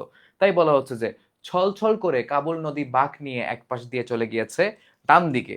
ওকে, তো বাম দিকে তো তার দেখে হচ্ছে তোমার মনে করো চোখ জুড়িয়ে গেল, ডান দিকে হচ্ছে এক ফালি সবুজ আঁচল লুটিয়ে পড়েছে।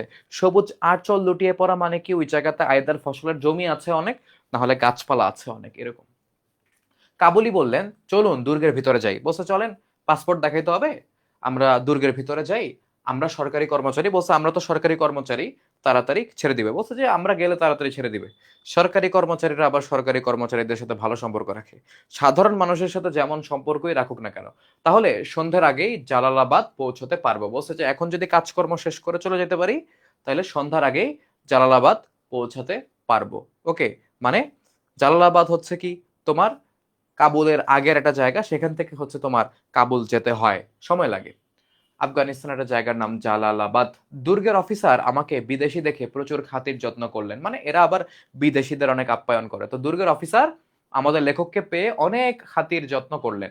দক্কার মতো জায়গায় বরফের কল থাকার কথা নয়। বলছে এরকম একটা মরুভূমির মাঝখানে জায়গায় বরফের কল, মানে বরফের ফ্যাক্টরি যেখানে বরফ বানানো হয়। তোমরা দেখছো না এরকম বড় বড় বরফের তোমার হচ্ছে কিউব বা হচ্ছে তোমার চাক বানানো হয়, যেগুলা মানে গ্যান্ডারি রস খাওয়ার সময় যে বরফ দেয়, বা বিভিন্ন জায়গায় যেসব বরফ ব্যবহার করা হয় এগুলা। বলছে যে মানে এইখানে তো মানে এরকম একটা মরুভূমির মতো জায়গায় বরফের কল বা বরফের ফ্যাক্টরি থাকার কোনো কথা না, কিন্তু আমাদের লেখককে বরফ দেওয়া শরবত খেতে দেওয়া হয়েছিল ওই দক্কা দুর্গের ভেতরে ঢোকার পরে। সে এটা দেখা হচ্ছে অবাক হয়ে গেছে যে বরফ কোত্থেকে আসলো। ওকে, কিন্তু যে শরবত খেলুম তার জন্য ঠান্ডা জল কুজুতে কুজুতে কি করে তৈরি করা সম্ভব হলো বুঝতে পারলাম না। বলছে যে আসলে বরফ দেওয়া না, তো ঠান্ডা জল কুজো, কুজো মানে হচ্ছে পানির পট বা পানির পাত্র। বলছে যে শরবতটা খেলাম, শরবত ছিল হচ্ছে পানি দিয়ে তৈরি করা, ওই পানি ছিল ঠান্ডা।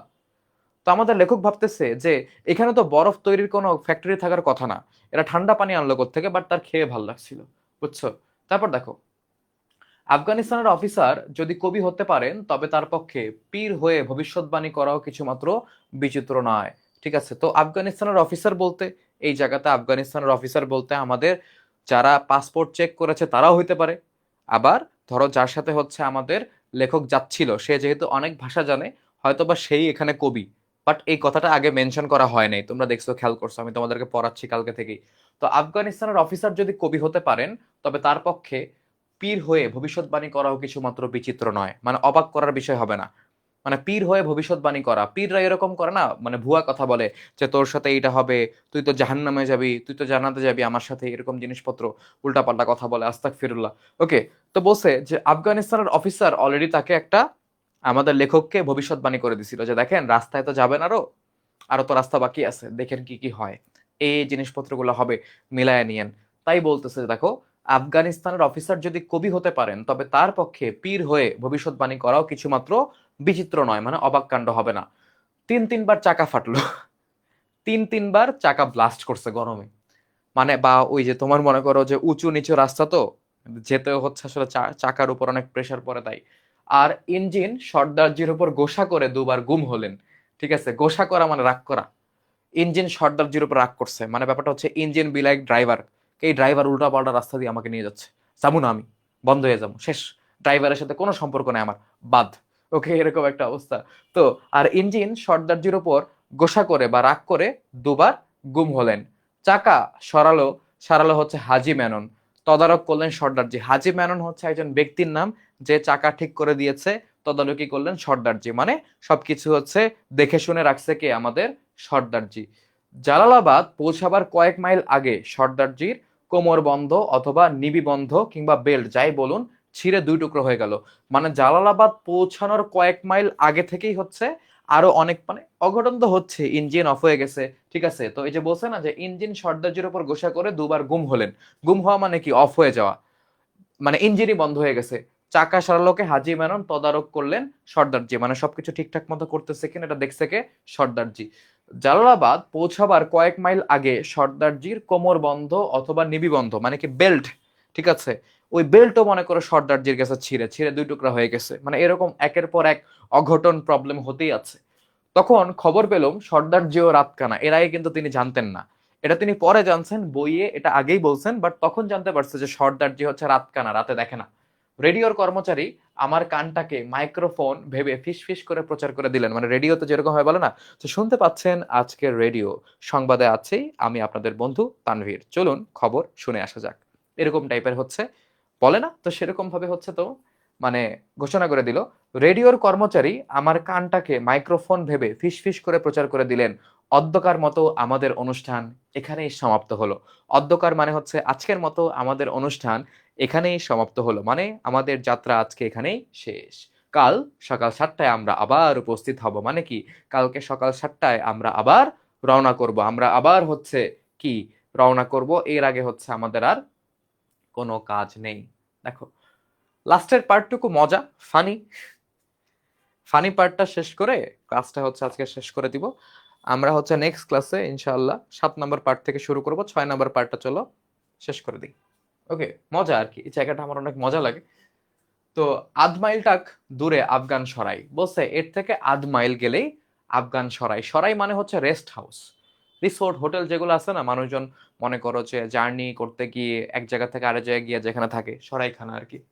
তো সরাইয়ের আবার একটা নেগেটিভ মিনিংও আছে, সেদিকে আমরা না যাই। তো বেতারের সাহেব ও আমি আস্তে আস্তে সেদিকে এগিয়ে চললাম। আধ মাইল রাস্তার কতটুকু, ঠিক আছে, মানে মনে করো 750, সরি 800 মিটার হেঁটেই যাওয়া যায়। তো সেদিকে চলা শুরু করলো।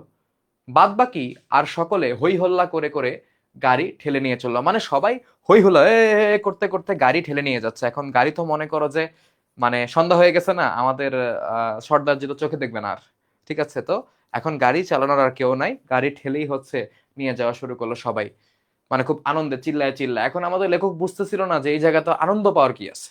ওকে, সর্দারজি তন্নি করে বললেন একটু পা চালিয়ে, ঠিক আছে। তন্নি করে বললেন মানে কি, যে একটু ছোট করে বললো যে একটু পা চালিয়ে যান, আস্তে করে বলে যান পা চালায় যান, তাড়াতাড়ি যান, দেরি হয়ে যাবে। সন্ধ্যা হয়ে গেলে সরাইয়ের দরজা বন্ধ করে দেবে, বলছে সন্ধ্যার পরে সরাইখানার দরজা অফ হয়ে যায়, কারণ কি সেফটি ইস্যু, রিস্ক আছে। কারণ কি যদি ডাকাত টাকাত ঢুকে পড়ে, মানুষজনকে মেরে টেরে সবকিছু হচ্ছে তোমার লুট করে নিয়ে যায়, নিতেই পারে। তো সন্ধ্যার পরে সরাইয়ের দরজা তোমার অফ থাকে, ঠিক আছে। তো সরাই তো নয়, ভীষণ দুশ্মনের মতো দাঁড়িয়ে এক চৌকা দুর্গ, আবার একটা দুর্গ, চারকোনা দুর্গ, মনে করে যে এরকম চারকোনা দুর্গ, মানে ওয়াল গুলা হচ্ছে উঁচু উঁচু অনেক, এই জন্য দুর্গ বলতেছে। ভিতরে মানুষজন থাকে, বুঝতে পারছো, এটা অন্য হিসাব, এটা ভিতরে ঢুকলে আমাদের লেখক বুঝবে। তো বলছে যে মনে করো সরাই তো না, আমাদের লেখক বলতেছে যে সরাই খানার মতো তো লাগতেছেই না, মনে হইতেছে দুশ্মনের মতো দাঁড়ায়, মানে একটা দুশ্মন শত্রুর মতো দাঁড়ায় আছে কেউ তোমার দিকে তাকায়। একটা চৌকা দুর্গ, চারকোনা দুর্গ, কর্ম অন্তে নিভৃত পান্থশালাতে, ঠিক আছে, বলতে আমাদের চোখে যে স্নিগ্ধতার ছবি ফুটে ওঠে। মানে কর্ম অন্তে নিভৃত পান্থশালা মানে কি, ধরো একদম কোজি কমফোর্টেবল সুন্দর আরামদায়ক বেড, ঠিক আছে, মজাদার খাবার সহ যে হোটেলের কথা আমরা চিন্তা করি যে সারাদিন অনেক কাজ করছি, এক জায়গা থেকে আরেক জায়গায় গেছো কাজে, সারাদিন অনেক কাজ করছি, ঠিক আছে, এখন একটু আরাম করে সুন্দর একটা পরিবেশে, কোজি একটা পরিবেশে হোটেলে গিয়ে একটা ঘুম দিব। এটাই আর কি, যে কর্ম অন্তে নিভৃত পান্থশালা। পান্থশালা মানে হচ্ছে কি, যেখানে তুমি ধরো হচ্ছে মানে চলতে চলতে চলতি পথে যেই জায়গায় তুমি রেস্ট নিতে পারো, রাতে রাতে শুতে পারো, ঘুমাতে পারো, রেস্ট নিতে পারো, এরকম একটা জায়গা। তো কর্ম অন্তে নিভৃত পান্থশালাতে বলতে আমাদের চোখে যে স্নিগ্ধতার ছবি ফুটে ওঠে, তার এর সঙ্গে তার কোনো সংস্রব বা এর সঙ্গে তার কোনো সম্পর্ক নাই। বলছে কর্ম অন্তে নিভৃত পান্থশালা বলতে আমাদের চোখে যে স্নিগ্ধতা, কোমল একটা জায়গা, পিসফুল কোজি একটা জায়গার ছবি হচ্ছে ফুটে উঠেছে। দিন শেষে হচ্ছে একটা কোজি একটা জায়গায়, আরামদায়ক একটা জায়গায় রিল্যাক্স করব, আমরা যেটা ইমাজিন করি তার সঙ্গে কোনো সংস্রব নেই। এই যে তোমার সরাইখানা যেটা আছে, এটার সাথে কোনো মিল নাই, সম্পর্ক নাই। এক কথায় 30 ফুট উঁচু হলদে মাটির নিরেট চারখানা দেয়াল, বলছে 30 ফুট উঁচু হলুদ কালারের মাটির নিরেট চারখানা হচ্ছে তোমার দেয়াল। কি বলতেছে যে 30 ফুটের মতো উঁচু হলুদ মাটি দিয়ে তৈরি করা নিরেট, নিরেট মানে কি একদম সলিড, ভিতর আর কিছু দেওয়া নাই, খালি মাটি দিয়ে বানানো চারখানা দেয়াল। সামনে খানাতে এক বিরাট দরজা, মানে প্রথম যে দেয়ালটা, সামনের যে দেয়ালটা, ওই দেয়ালের সাথে একটা বিশাল দরজা। এখান দিয়ে কি মানুষ কেন, ডবল ডেকার বাসও ঢুকে যেতে পারবে, মানে 2 তলা বাসও হচ্ছে ঢুকে যেতে পারবে। সামনের খানাতে এক বিরাট দরজা, তার ভেতর দিয়ে উট ঢুকতে পারবে, বাস ঢুকতে পারবে, ডাবল ডেকার বাস পর্যন্ত অনায়াসে। 2 তলা যে বিআরটিসির বাসগুলো আছে না, বসে এত বিশাল দরজা, এটা বানানোর কারণটা আসলে আমি জানি না, বিরাট উঁচু দরজা, ওইখান দিয়ে হচ্ছে সব ঢুকে যেতে পারবে। কিন্তু ভেতরে যাবার সময় মনে হয় এই শেষ ঢোকা, এই দানবের পেট থেকে আর বেরোতে হবে না। মানে মনে হচ্ছে যেটা রাক্ষস বা দানবের পেটের ভিতর, মুখ দিয়ে কোন একটা রাক্ষস বা দানবের পেটের ভিতর ঢুকে যাচ্ছি, মনে হয় এখান থেকে আর বেরোতে পারবো না। মানে জায়গাটা আসলে দেখতেই এরকম, জায়গাটা কেমন জানি আনকমফোর্টেবল, মানে থাকতে হবে, ঘুমাতে হবে, আর কোনো উপায় নাই, তাই হচ্ছে আমাদের লেখক থাকছেন, আর কোনো কারণ কিন্তু নাই। ঠিক আছে, মানে মনে হচ্ছে কোন একটা রাক্ষসের পেটের মধ্যে ঢুকে যাচ্ছি, আর বেরোতে পারবো না। ঢুকেই থমকে দাঁড়ালাম, এই জায়গা থেকে ফান পার্ট শুরু। ঢুকেই হচ্ছে আমাদের লেখক দাঁড়াইছে, থমকে যায়, হ্যাঁ এটা কই আসলাম। ঠিক আছে, কত শত শতাব্দীর পুঞ্জীভূত, পুঞ্জীভূত মানে হচ্ছে একদম ভরাট হয়ে আছে, ঘন হয়ে আছে, বুঝছো? কত শত শতাব্দীর, বলছে কত দিন পুরাতন জিনিসপত্রের দুর্গন্ধ যেটার ভিতরে, আল্লাহ। ওকে, কত শত শতাব্দীর পুঞ্জীভূত দুর্গন্ধ আমাকে ধাক্কা মেরেছিল, বলতে পারি না। মানে ঢুকার পরেই উনি বিলাই যে ঢুকতেছে ঢুকতেছে, মানে ধাক্কা মারছে একটা গন্ধ, যেটা কি, কই আসলাম।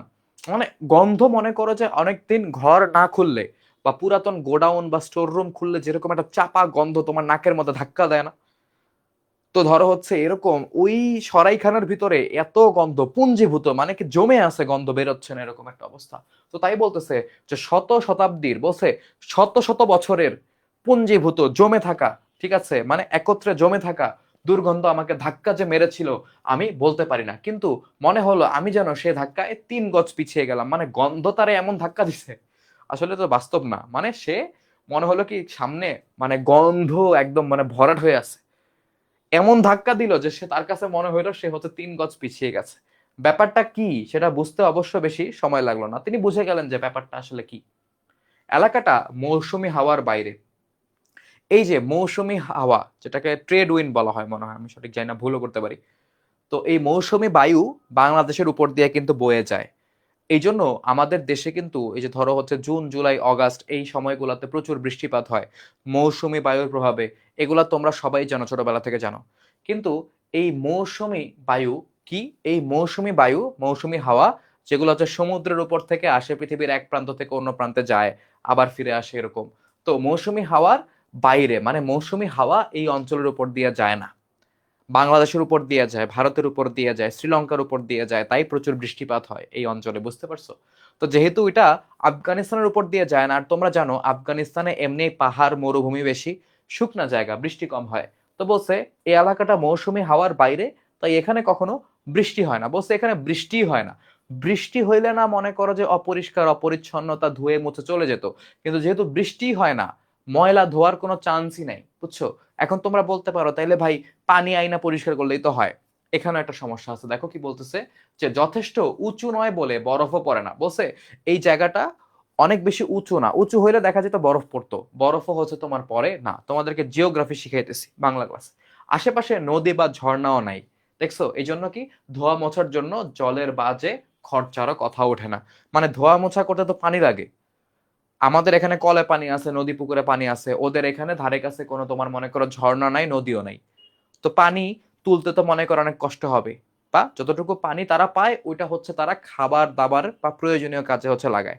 তো এক্সট্রা তারা হচ্ছে কোনো প্রেশার নেয় না, বা মনে করো যে পানি আনার জন্য যে খরচ হবে সেই খরচটা তারা বিয়ার করতে চায় না, যে না দূর, পরিষ্কার করে কি হবে, এমনি থাকুক। ওকে, তাদের কাছে মনে হয় এটা একটা বাজে খরচ। অতএব সিকন্দর শাহী বাজিরাজ থেকে আরম্ভ করে, সিকন্দর শাহী বাজিরাজ মানে রাজার ঘোড়া, মানে এটার ভিতরে ঘোড়াও রাখে, ভেড়াও রাখে, উটও রাখে, মানুষও থাকে। এন্ড ঘোড়া ভেড়া উট পটি করে, হাগু করে, ওই হাগু পরিষ্কার করে ওরা ঠিক মতো কিনা যায় না, তারপর এখান থেকে তোমার গন্ধটা কিন্তু রয়ে যায়। হ্যাঁ, তো পরিষ্কার যদি ওরকম ভাবে না করে, গন্ধ তো থাকবেই। দেখো, তো সিকন্দর শাহী বাজিরাজ থেকে আরম্ভ করে, মানে ঘোড়া থেকে আরম্ভ করে, মজা করে বলছে আর কি, পরশু দিনের আস্ত ভেড়ার পাল, মানে 2 দিন আগে যে ভেড়ার পাল এটার ভিতরে ছিল, ভেড়া নিয়েও মানুষজন ঢোকে। কারণ কি, অনেকে ভেড়া বিক্রি করবে, এক জায়গায় নিয়ে কাবুলে নিয়ে ভেড়া বিক্রি করবে, এখানে এসে থাকে, পরের দিন কাবুলে গিয়ে ভেড়া বিক্রি করে।